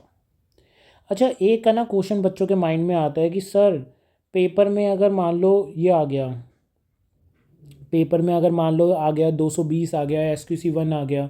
अब देखो मैं ना आपको 220 पे लेके चलता हूँ, पहले है ना 220 के बारे में यहाँ बता देता हूँ। ये देखो 220 में भी आप देखोगे ना तो यही सब कुछ है। एक मिनट, यहाँ पर 220 में आपको पहले तो बता देता हूँ कि ये ऑडिट, मैंने पहले शुरू में बता ही देता हूँ, ये ऑडिट के लिए होता है बस, ठीक है। तो आपको देखो क्वेश्चन पढ़ के लगे कि बस वहाँ ऑडिट की बात की गई है, तो आप है ना SQC1 और SA-220 दोनों कोट करो। मैं क्यों कह रहा हूँ ऐसा, क्योंकि यहाँ नीचे देखो वो सारे के सारे पॉइंट जो आपने SQC में पढ़े थे, सारे के सारे पॉइंट्स यहाँ पर हैं, रिपीटेड, सेम टू सेम, मतलब सब सारे पॉइंट्स ही सेम है, बस डिफरेंस क्या है, SQC1 में आपके 4 एंगेजमेंट्स की बात करता है और SQ-220 में बस एक ही एंगेजमेंट की बात करता है, दैट इज़ ऑडिट। तो देखो आपको क्वेश्चन से पढ़ के चले पता चले कि वो सारे एंगेजमेंट्स की बात कर रहा है, तो आपको बस SQC1 यहाँ पर बताना है। और आपको अगर क्वेश्चन पढ़ के पता चले कि SQC1 और 220 दोनों के बारे में बात कर रहा है, मतलब ऑडिट के बारे में बात कर रहा है, तो आपको दोनों ही कोट करने पड़ेंगे, और आप दोनों कोट कर देंगे तो पेपर में गलत नहीं होगा अगर ऑडिट के बारे में बात कर रहा है तो ये क्वेश्चंस की जितनी प्रैक्टिस करोगे उतना आपको नॉलेज आएगा। जितने क्वेश्चंस मैंने दिए हैं, पहली बात वो सफिशिएंट हैं, उन क्वेश्चन से बाहर अभी तक नहीं पूछेगा ICI, ठीक है। मैं कोशिश करता हूँ कि आपको सब कुछ पढ़ा दूँ, तो मैंने सब कुछ चैप्टर्स के साथ पढ़ाया है। बाकी कोई और क्वेश्चन, एक्सटर्नल क्वेश्चन की लिस्ट मैं बाद में निकाल दूंगा, जैसे ये हमारा सारा सिलेबस खत्म होगा वो तभी निकल पाएगी, वो अभी नहीं निकल पाएगी क्योंकि अभी डेट्स आई नहीं है। वो डेट्स जैसे जैसे आती रहेंगी, RTP MTP लॉन्च होती रहेगी, वो क्वेश्चन की लिस्ट मैं बढ़ाता रहूँगा, ठीक है। जो क्वेश्चन यहाँ कवर नहीं हुए वहाँ मैं बताता रहूँगा। अगर कोई क्वेश्चन ऐसा होगा जिसका आंसर हम डिस्कस कर चुके हैं लेकिन क्वेश्चन अलग है, तो क्वेश्चन भी मैं आपको दोबारा से बताऊँगा ही बताऊँगा, ठीक है। तो उसके लिए बेफिक्र हो जाओ, जितना मैं पढ़ा रहा हूँ उतने क्वेश्चंस आप कर लो, उतना काफ़ी है। तो देखो यहाँ पर मैं आपको बता देता हूँ, तो ऐसे 220 में जो रिक्वायरमेंट्स हैं, रिक्वायरमेंट जो जो पूरी करनी पड़ती हैं वो भी यही हैं, ठीक है। क्वालिटी को मेंटेन करने के लिए, किसके अंदर क्वालिटी को मेंटेन करना है, यहाँ पर हमें बस ऑडिट में क्वालिटी को मेंटेन करना है, ये बस ऑडिट पॉइंट ऑफ व्यू से बोलता है, वो चारों एंगेजमेंट के लिए बोलता था। तो सबसे पहले आ जाओ, leadership and responsibility of the quality of audit, क्या आपको ही पढ़ना है, तो मैं बोलूँगा न मत पढ़ना, छोड़ दो, क्योंकि पेपर में नहीं आता। अगर पेपर में आ गया तो वहाँ वाला क्वालिटी वाला लिख दोगे पॉइंट, तो वो भी ठीक है। इसके बाद आ जाओ रेलिवेंट एथिकल रिक्वायरमेंट्स, तो यहाँ पर रेलिवेंट एथिकल रिक्वायरमेंट्स में हमने इंडिपेंडेंस के बारे में पढ़ा था। अब यहाँ पर देखो टॉपिक दे नहीं रखे, तो मैं आपको यहाँ पर क्वेश्चन नंबर 10 लिख लो, क्वेश्चन नंबर 10 और क्वेश्चन नंबर 11 पढ़ाऊँगा। यहाँ पर वो टॉपिक नहीं दे रखे हैं, और अब आप कहोगे कि यहाँ नहीं दे रखे तो फिर पेपर में कैसे आए, RTP MTP और ICI मैगजीन, तो वहाँ पर ये चीज़ें आई हैं और पेपर में भी आए हैं। तो हम 10 और 11th क्वेश्चन पे चलते हैं। देखो 10th क्वेश्चन क्या बोलता है, एक ऑडिट ऑफ FMP लिमिटेड की है, एंगेजमेंट पार्टनर ने क्या किया है, engagement partner review and compliance of independence, compliance और इंडिपेंडेंस, एक मिनट रिव्यू कर ली, ये मेरे को एक बार क्वेश्चन दोबारा देखना पड़ेगा, एक मिनट रुकना। अच्छा याद आ गया, अब अच्छा ध्यान से सुन लो, ये जो मैंने लिखा हुआ है ना वहाँ एक बार पेंसिल से भी लिख लेना। उस ना क्वेश्चन में ये वर्डिंग्स यूज़ हुई हैं कि audit of FMP limited, engagement partner ने रिव्यू भी कर लिया और कंप्लाइंस ऑफ इंडिपेंडेंस भी कर ली। देखो रिव्यू का मतलब यहाँ से रिव्यू ऐसे समझ लेना कि उसने ऑडिट कर ली और अपना ही रिव्यू कर लिया, ठीक है। फिर एक क्वालिटी कंट्रोल रिव्यूअर अलग है, उसने रिव्यू भी कर लिया, यहाँ पर है ना ये रिव्यूअर है, ठीक है। तो ये एक मिनट, ये कंफ्यूज मत हो जाना, रिव्यूअर है ये। तो रिव्यूअर ने रिव्यू भी कर लिया और इंडिपेंडेंस भी चेक कर ली, ठीक है। वो इंडिपेंडेंट नहीं था, एंगेजमेंट पार्टनर तो इंडिपेंडेंट था, लेकिन इसे ये इंडिपेंडेंट नहीं था। कौन इंडिपेंडेंट नहीं था? एंगेजमेंट टीम इंडिपेंडेंट नहीं थी। यहाँ पर मैं लिख रहा हूँ एंगेजमेंट टीम इंडिपेंडेंट नहीं थी रिव्यूअर के अकॉर्डिंग, ठीक है। इसके बाद engagement partner is in view that independent assessment is the responsibility of. तो एंगेजमेंट पार्टनर ने कहा भैया मेरी रिस्पॉन्सिबिलिटी है कि इंडिपेंडेंस मैं चेक करूंगा, तू कौन होता है बोलने वाला। उसने उसको बोला क्वालिटी कंट्रोल रिव्यूअर को, तू भाग यहाँ से, तेरा काम है रिव्यू करना, ये इंडिपेंडेंस रिपोर्ट ये सब चेक करना नहीं है, भाग जा यहाँ से। तो इसने बोला कि भैया मैं तो साइन नहीं कर रहा डॉक्यूमेंटेशन पे क्योंकि तूने मेरी बात नहीं सुनी, अब एडवाइस करो एज पर ऐसे 220। तो हम पहले ऐसे 220 को लिखेंगे। देखो इस क्वेश्चन में ना 220 की ही रिक्वायरमेंट मांगी है, तो यहाँ हम SQC1 को नहीं शो करेंगे। हम क्या पढ़ेंगे, ऐसे 220 लिखेंगे। यहाँ पर हम ऑडिट बताएंगे, उसका नाम क्या है SQ 220 का। फिर बताएंगे जो एंगेजमेंट पार्टनर है ना, for a conclusion of compliance with the independence requirement. तो एंगेजमेंट पार्टनर की हमें इंडिपेंडेंस रिक्वायरमेंट देखनी पड़ेगी। In doing so independent partner को क्या क्या करना पड़ेगा ऐसा चेक करने के लिए कि मैं इंडिपेंडेंट हूँ कि नहीं, उसको ऑब्टेन करने पड़ेंगे relevant information from the firm and where applicable network firms. तो देखो नेटवर्क फर्म्स के बारे में हम लास्ट चैप्टर में पढ़ेंगे, आप इतना समझ लो। वो देखेगा कि फर्म और उसकी नेटवर्क फर्म से उसके कोई ऑब्टेन करेगा कि उसके कोई रिलेशनशिप तो नहीं है, वो उसकी इंडिपेंडेंस पे कोई थ्रेट तो नहीं है। फिर इवेल्यूएट करेगा information on the identify breaches if any of the firms independence policy and procedure to determine whether they are create threat to the independence. तो वो चेक करेगा सारी इन्फॉर्मेशन ब्रीचेस को, ठीक है। इसके बाद take appropriate actions to eliminate such threat, reduce them to acceptable lower level. अगर कोई मतलब अप्रोप्रिएट एक्शन लेगा कि कोई भी अगर थ्रेट हो भी रहा है तो उस थ्रेट को कम से कम करेगा। जैसे फॉर एग्जांपल मान लो मेरा कोई फ्रेंड है, वो उस कंपनी का डायरेक्टर है, तो मैं ना उस थ्रेट को कम करने की कोशिश करूंगा कि मैं चाहूँगा कि मैं अपनी टीम से कोई ऐसे बंदे को भेजूं जो उधर उस बंदे को जानता ही ना हो, ठीक है। देखो है तो फैमिली थ्रेट यहाँ पर नहीं, लेकिन कहीं ना कहीं फ्रेंड तो है ना मेरा, मैं तो कुछ ना कुछ गलत कर सकता हूँ ना, तो मैं इसलिए अपने ही किसी बंदे को भेजूंगा जो उस पर्सन को नहीं जानता है। By applying safe guards to if consider, ये है एक्सेप्टेबल लोअर लेवल पे उसको भेजना उस कंडीशन उस सिचुएशन को। To withdraw from such audit engagement, लेकिन अगर मुझे लगता है कि नहीं यार यहाँ पर तो बात नहीं बनेगी, मैं कुछ नहीं ऐसा एक्शन नहीं ले पा रहा हूँ, तो मैं विड्रॉ कर दूंगा। लेकिन विड्रॉ तभी करूंगा अगर वो परमिट है लॉ एंड रेगुलेशंस में, तभी करूंगा, ऐसे ही विड्रॉ नहीं करूंगा। पहले देखूंगा कि कोई सेक्शन या कुछ रोक तो नहीं रहा मुझे उधर से विड्रॉ करने से, तभी मैं विड्रॉ करूंगा, ठीक है। अच्छा एक और बात, लेकिन इस क्वेश्चन में तो मैंने बताया एंगेजमेंट पार्टनर के व्यू से, लेकिन इधर तो क्वेश्चन में जब बात हो रही थी तो वो तो बात हो रही थी कि रिव्यूअर और एंगेजमेंट पार्टनर में झगड़ा चल रहा है। तो उसके लिए हम यहाँ पर एक पैराग्राफ लिखेंगे, उसमें लिखेंगे for audit of financial statement of listed entities.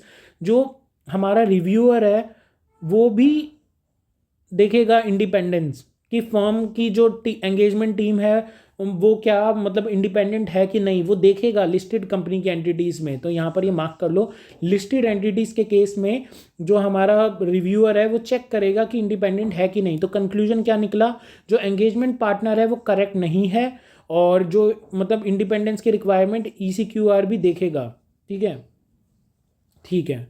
तो ECQR ये चेक करेगा कि एंगेजमेंट टीम है कि नहीं इंडिपेंडेंट, ठीक है। तो ये हमारा डन हो गया। अब आ जाओ नेक्स्ट क्वेश्चन पे, क्वेश्चन नंबर 11।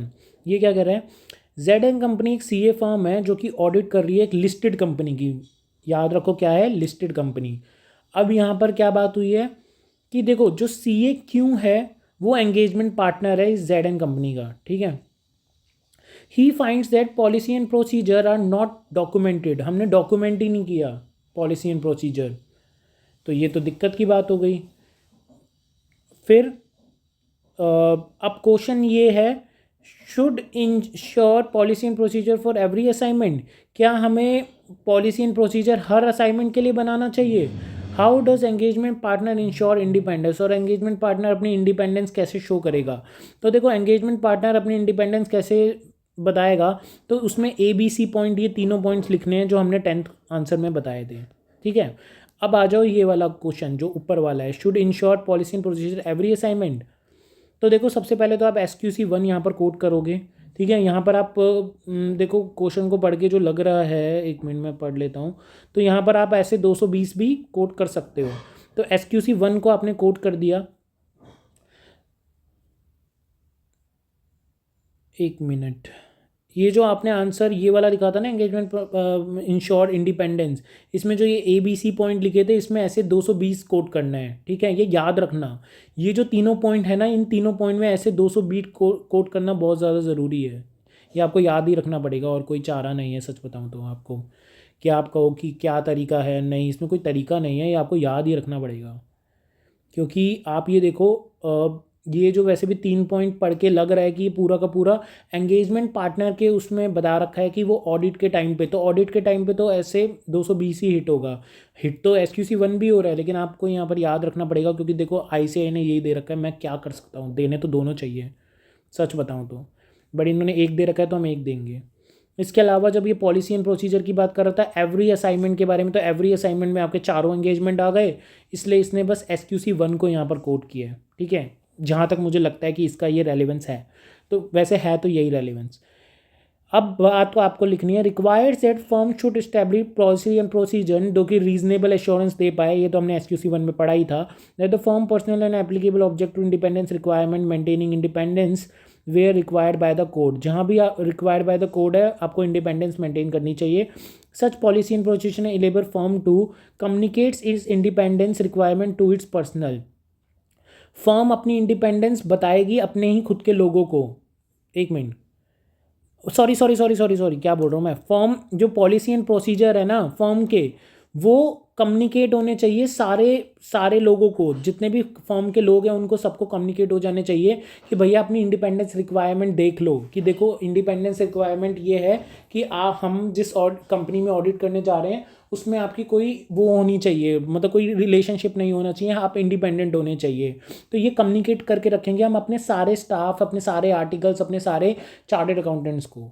हम देखेंगे कि ऐसा कुछ होना नहीं चाहिए, है तो इसको हम रिड्यूस करने की कोशिश करेंगे एक्सेप्टेबल लो लेवल पे, और अवॉइड करने की कोशिश करेंगे। ठीक है, और अगर हम एक्सेप्ट कर चुके हैं और उसके बाद हमें ये पता चला है तो हम विड्रॉ कर देंगे, ऐसा इस ऐसे में लिखा हुआ है। ठीक है, आगे हम देखते हैं इसमें आंसर में हमें क्या लिखना है। Identify and evaluate circumstances and relationship to create threat of independence and to appropriate action eliminate. अच्छा, वही वही वही वही रिड्यूस टू एक्सेप्टेबल लेवल, वही दे दिया जो मैं आपको बोल रहा था। देखा देखा कितना ईजी है ये सब कुछ, मैंने ऐसे पढ़ा, आपके सामने पढ़ा, जो मेरे माइंड में रह गया वो मैंने आपको इस पॉइंट को, ए पॉइंट को पढ़ते ही बोल दिया कि यहाँ पर ये होना चाहिए। ठीक है, इसको पढ़ते ही मैंने जो पॉइंट बोला वो बी में ऑटोमेटिकली आ गया। तो आप देख रहे हो कितना ज़्यादा कनेक्टेड है ये। तो एसेज को आप अच्छी तरह, जो जो मैंने एसेज में आपको मार्क करवाया है वो अच्छे अच्छे पढ़ते जाना, क्योंकि जो वो एसेज में आप पढ़ते जाओगे ना, वही देखो यहाँ आंसर के पार्ट बनते जाएंगे और ऐसे आपके आंसर सॉल्व होंगे। और आपको अगर अप्रोप्रिएट लगता है तो आप विड्रॉ कर देना। ठीक है, ये रहा। ठीक है, तो ये हमारा हो गया। अब 12th क्वेश्चन करने के लिए हमें आगे बढ़ना पड़ेगा, अब ज़्यादा क्वेश्चंस बचे नहीं हैं। क्या 12th हमारा लास्ट क्वेश्चन है? नहीं, एक 13 क्वेश्चन भी होगा फिर वो ख़त्म हो जाएगा। चलो पढ़ते हैं। 12th क्वेश्चन के लिए मैं आपको दो चीज़ें पढ़ाना चाहूँगा यहाँ पर। पहले आ जाओ,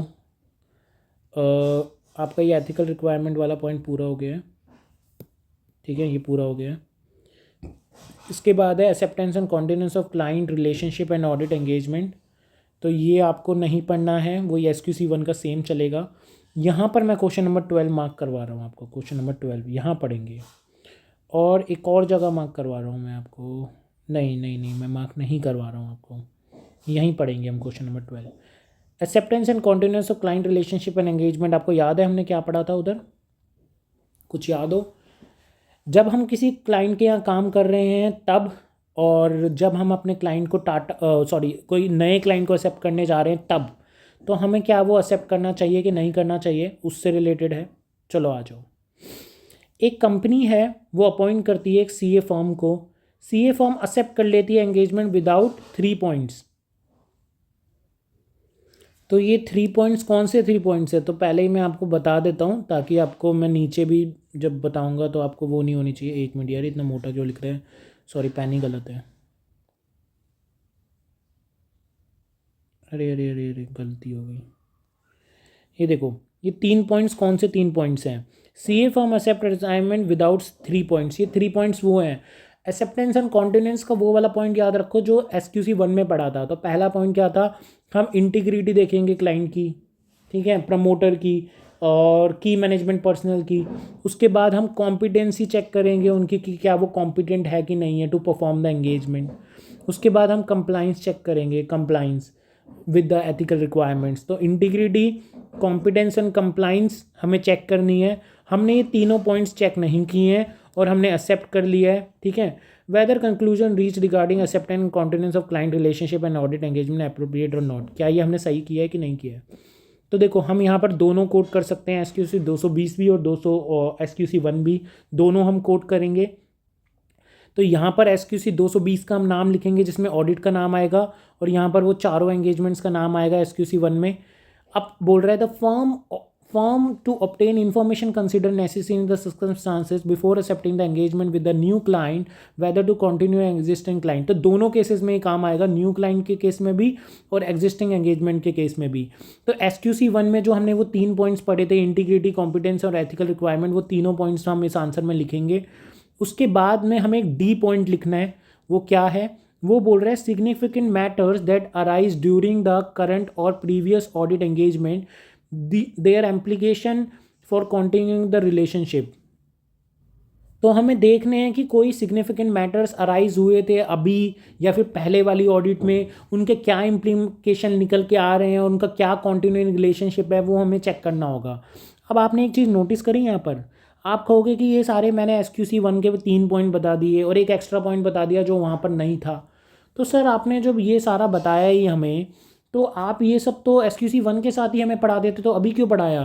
तो बच्चों मैं 220 की वजह से अभी पढ़ाया, क्योंकि 220 हमने टॉपिक अभी स्टार्ट किया है। तो आप पूछोगे कि 220 में तो हमने अभी ऐसा कुछ पढ़ा ही नहीं है एक्सेप्टेंस एंड कॉन्टिन्यूस में, ये पॉइंट्स तो सारे SQC 1 के ही पढ़ रहे हैं।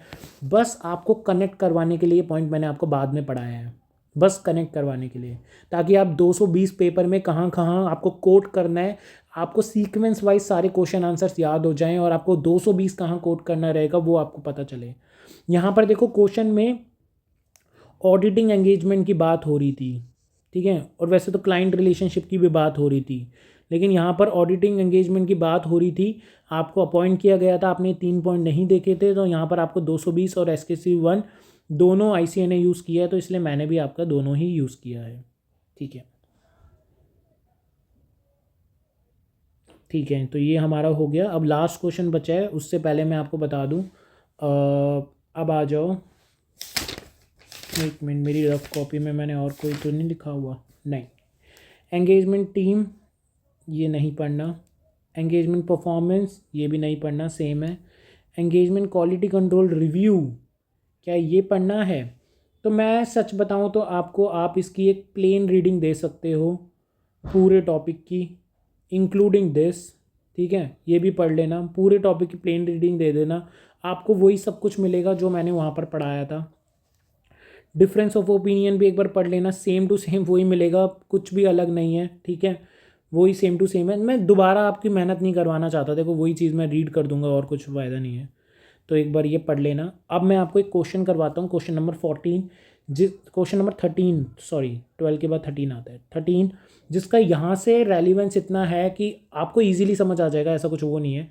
यहाँ से बस एक रेलिवेंस था कि इस टॉपिक के बाद में आप इस क्वेश्चन को करो तो ज़्यादा बेटर है, इसलिए मैंने इसको यहाँ लिखवाया है। तो देख लेते हैं क्वेश्चन नंबर 13 भी, क्या इधर ही है? हाँ इधर ही है, देखिए, आ जाइए। क्या हो रहा है यहाँ पर, देखो एक CA फर्म है, ऑडिट कर रही है लिस्टेड पब्लिक कंपनी की, यहाँ पर फिर से लिस्टेड कंपनी की ऑडिट हो रही है।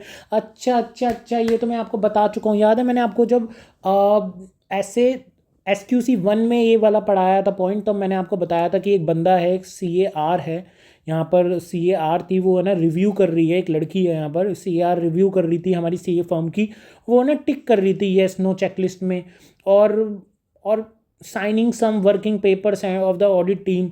उसने बस एक तो चेकलिस्ट येस नो करी है और हमारे वर्किंग पेपर्स को साइन कर दिया है। क्या ये रिव्यू है? तो क्या ये do you agree with the reviewer? Discuss the guilty under the professional misconduct. तो इन्होंने ना लास्ट चैप्टर का भी एक पॉइंट दे दिया यहाँ पर। मैं इसको अभी आपको पढ़ाते हुए चलूँगा, ये लास्ट चैप्टर का पॉइंट भी, और जब आप लास्ट चैप्टर पढ़ोगे तब ये पॉइंट आपको और अच्छे से समझ आ जाएगा, वरना मैं यहाँ भी रटवाता हुआ चलूँगा। रटवाना मेरा काम है, मैं रटवाऊँगा, क्योंकि अभी रटेंगे, बाद में जब इसको हम समझेंगे तब हम समझ के चलेंगे, और तब आप यहाँ पर जब दोबारा आके इस चैप्टर को पढ़ोगे तब आपको ईजिली समझ आ जाएगा। तो चलो हम आगे बढ़ते हैं। मतलब मैं छुड़वाऊँगा नहीं कि चलो ये तो बाद में पढ़ेंगे तो छोड़ दो, नहीं, मैं छुड़वाऊँगा नहीं, करवाऊँगा मैं। बाकी टीचर्स तो आपको इतने क्वेश्चन आंसर भी नहीं करवाते जितना मैं करवा रहा हूँ, सच बताऊँ तो। और आ जाओ, तो देखो SQCR EQCR sorry, engagement quality control, अरे यार ये उल्टा लिख दिया ना मैंने, EQCR है ये, एंगेजमेंट क्वालिटी कंट्रोल रिव्यू जो है, a process design to provide an, देखो पहले तो है ना इस क्वेश्चन में हमें EQCR क्या होता है वो बताना है। एक प्रोसेस होता है जो डिज़ाइन हुआ है to provide an object evolution, यहाँ पर इवोल्यूशन हो रहा है, किस चीज़ का इवोल्यूशन हो रहा है, सिग्निफिकेंट जजमेंट्स का जो भी एंगेजमेंट टीम ले रही है, एंड कंक्लूजन रीच्ड, और जो भी रिपोर्ट इशू करने से पहले जो भी कंक्लूजन रीच्ड हुए हैं उसको फॉर्मुलेट करने के लिए रिपोर्ट में, ठीक है, बिफोर रिपोर्ट इज़ इशूड, ठीक है। तो ये है EQCR की डेफिनेशन। ऐसी है EQCR मतलब जो रिव्यूअर है वो कौन हो सकता है, वो देखो पार्टनर हो सकता है, कोई अदर पर्सन हो सकता है फर्म के अंदर का, लेकिन वो मेंबर होना चाहिए ICI का, सूटेबली क्वालिफाइड होना चाहिए, और एक्सटर्नल पर्सन भी हो सकता है, कोई टीम भी हो सकती है इंडिविजुअल्स की, एंड जिसको एक्सपीरियंस हो और कंडक्ट करे EQCR, ठीक है, ये मैं आपको बता चुका हूँ। तो पहले फिर हम गिवन केस के बारे में बताएंगे, और गिवन केस में आपको पूरा केस यहाँ पर लिखना है, फिर बताना है कि merely ticking yes no checklist and signing off some working paper of engagement team shows that ECQR has made no such evolution and review of working perform by the engagement team. तो ये गलत है। Conclusion है कि CAR is not proper in performing the work of EQCR reviewer and professional misconduct. तो और professional misconduct यहाँ पर क्या हुई है वो मैं आपको बता देता हूँ। तो यहाँ पर क्लॉज 8 और 9 of part 1 of second schedule hit हुए हैं। तो ये क्या चीज़ है तो देखते हैं। देखो जो क्लॉज 8 है वो कह रहा है, क्लॉज 8 कह रहा है कि CA यहाँ पर गिल्टी होगा of professional misconduct in the failure to obtain sufficient information which is necessary for the expression of opinion. Opinion देने के लिए जो उसको प्रोफेशनल मतलब उसको जो भी सफिशिएंट इन्फॉर्मेशन लेनी चाहिए थी वो उसने नहीं ली है। और क्लॉज 9 के यहाँ भी तहत वो होगा मिसकंडक्ट में फंसेगा। वो ये कहता है कि उसने फेलियर किया है invite attention of the moral departure from the general accepted procedure of audit applicable in the circumstances. तो इसको यहीं लर्न कर लो। ये 2 क्लॉजेज है जो यहाँ पर हिट हुए हैं। क्यों हिट हुए हैं कि उसने बस चेकलिस्ट पे काम किया, उसने बस साइनिंग कर दिया, उसने रिव्यू ही नहीं किया ढंग से। तो एक तो क्लॉज 9 आ गया जहाँ पर वो डिपार्चर कर रहा है फॉर्म अपने जर्नल प्रोसीजर से, ठीक है। और एक ये हुआ है क्लॉज 8 जहाँ पर वो सफिशिएंट इन्फॉर्मेशन गैदर नहीं कर पाया है, ठीक है। तो ये 2 क्लॉजेज यहाँ हिट हुए हैं, ये याद रख लेना। इसी के साथ ये सारे क्वेश्चन आंसर ख़त्म हो जाते हैं। हम आगे बढ़ते हैं चैप्टर में, ठीक है। अभी चैप्टर की एंडिंग है, आ जाओ। तो चैप्टर की एंडिंग में ये क्या कह रहे हैं, चैप्टर की एंडिंग में ये कह रहे हैं मॉनिटरिंग क्या पढ़ना ज़रूरी है। मैं कहूँगा मॉनिटरिंग भी आप उसी से ही पढ़ लेना। मॉनिटरिंग भी आप पढ़ लेना, पूरा को पूरा वही है सेम, मैंने आपको डिटेल में पढ़ा दिया था। डॉक्यूमेंटेशन भी आप एक बार पढ़ लेना, ये चारों पॉइंट्स पढ़ लेना, ठीक है, वरना सेम है सब कुछ। मैं पढ़ा दूँ, चलो मैं पढ़ा देता हूँ, आपका दिल क्या ही रहे तो। रिजॉल्व सेम है सब कुछ, एक बार देख लेना, ठीक है। तो एक बार रीड करके चले जाना, क्योंकि पेपर में नहीं आता है, इसलिए मैं कह रहा था। पेपर में आता होता तो मैं इसको अच्छे से करवाता। एक बार ये SQC 1 और 220 में क्या डिफरेंस है वो एक बार पढ़ लेना। ये पेपर का पार्ट नहीं बनता, आया तो नहीं आज तक, लेकिन पता है मेरे को ऐसा लगता है कि आ जाना चाहिए यार, अभी तक पता नहीं आया क्यों नहीं है ये। एक बार ये रीड कर लेना बस, वरना मेरे से अगर आज कोई डिफरेंस पूछे तो मैं डिफरेंस अपनी लैंग्वेज में भी लिख सकता हूँ, लेकिन मैं चाहूँगा कि आप एक बार रीड कर लो। चलो मैं पढ़ा ही देता हूँ। देखो अभी हम ध्यान से सोचे तो क्या होता है It applies to the entire firms and fixes responsibility of firm to assume CEO and managing partner. It apply particular to बस audit engagement पे ही apply होता है एंड पार्टनर की रिस्पॉन्सिबिलिटी ऑफ द सेम रहती है. Engagement partner take same responsibility and it applicable to the audit review of historical. ये चारों पे आता है, ये बस ऑडिट पे आता है. Setting up of quality control system policy and procedure as a whole. और यहाँ पर क्या होता है, बस एप्लीकेबल टू ऑडिट एंगेजमेंट. यार ये तो पढ़ने लायक भी नहीं था सच बताऊँ तो, ना ही यहाँ पेपर में तो अच्छा है क्योंकि बस इसने बस वही बता रखा है. समझ गए आप. ये अब ये एक क्वेश्चन है टेक्स्ट, ये मैं करवा चुका हूँ आपको, मैं लिखवा चुका हूँ ये क्वेश्चन. तो एक मिनट ये कारों से रिलेटेड है ये. एक मिनट, तो क्या ये क्वेश्चन करना है इसमें मैं चेक कर लूँ. नहीं ये क्वेश्चन करने की ज़रूरत नहीं है. रीड करो कि पीछे आंसर दे रखा है तो आपको खुद पता चल जाएगा. इसके अलावा ना मैं आपको एक चीज़ ये बता देता हूँ, मैंने मार्क कर रखा होगा. हाँ आ जाओ. एक है ना ये टॉपिक आया था mechanism for the review of quality control. इसमें peer review board, quality control board और NFRA national financial reporting authority. देखो नफरा के बारे में तो आप अभी न्यूज़ में भी सुन रहे होगे कि अभी नफरा खुद के एसेज ला रहा है. हमने आज तक जो एसेज पढ़े ये आईसीआई लाया था, अब नफरा कह रहा है मैं खुद के एसेज लाऊंगा 2026 से.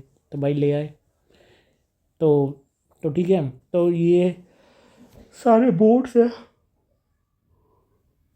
सॉरी, तो इन सारे बोर्ड्स के बारे में एक बार देख लेना. तो मैं आपको यही कहूँगा कि क्या क्या इसमें देखना है मैं आपको मार्क करवा देता हूँ. पूरा पढ़ने की ज़रूरत नहीं है इसको. अभी तक पेपर में आया नहीं है ये, पता नहीं बहुत शॉकिंग बात है. अभी तक पेपर में आ तो जाना चाहिए, एमसीक्यूज में पूछ लेना चाहिए.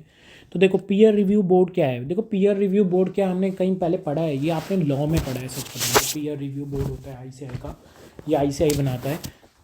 तो देखो कॉन्स्टिट्यूटेड बाय आईसीआई ही इसको बनाता है, इसका पालन धरता है. इसके ऑब्जेक्टिव्स क्या हैं, एक बार ऑब्जेक्टिव्स रीड कर लेना, बस रीड करके चले जाओ. चलो मैं ही रीड करवा देता हूँ, छोड़ो. Technical professional and ethical standard including regulatory requirement comply with the members of ICI. Proper system are in place in include documentation implement demonstrate the quality of assurance service provided by the members. ठीक है, बस read करके चले जाना है इसको. इसके बाद है क्वालिटी कंट्रोल रिव्यू बोर्ड. ये सेटअप किया था सेंट्रल गवर्नमेंट ने. इसके जो मेंबर्स हैं ना वो नॉमिनेट करता है ICI. Central government and council of ICI इसके मेंबर्स को नॉमिनेट करता है, लेकिन सेटअप सेंट्रल गवर्नमेंट ने किया था. क्वालिटी रिव्यू बोर्ड ये जो हम जितना भी क्वालिटी रिव्यू पढ़ रहे थे उसका बोर्ड, ये मार्क कर लेना. क्वेश्चन एमसीक्यू के लिए मुझे ये अच्छा लगता है, पता नहीं आता क्यों नहीं है, लेकिन मेरे को ये बहुत प्यारा लगता है, तो ये कर लेना. इसके बाद ये ABC ऑब्जेक्टिव्स पढ़ने की ज़रूरत है. फंक्शंस हैं ये इसके, यहाँ पर लिखा होगा देखो फंक्शंस पढ़ने की ज़रूरत है. तो आंसर इस रहने दो. ये वाला पॉइंट कर लो, ये मुझे अच्छा लगता है यार, ये भी आना चाहिए पेपर में. The review is carried out by the technical reviewer who is empanelled by QRB board in engagement basis across the country. ठीक है.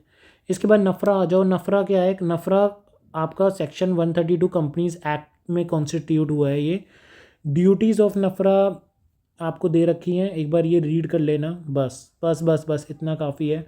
इसके बाद ये सब मत करो, ये सब के इसमें जो भी ये हैं एक बार ये एमसीक्यूज़ देख लेना.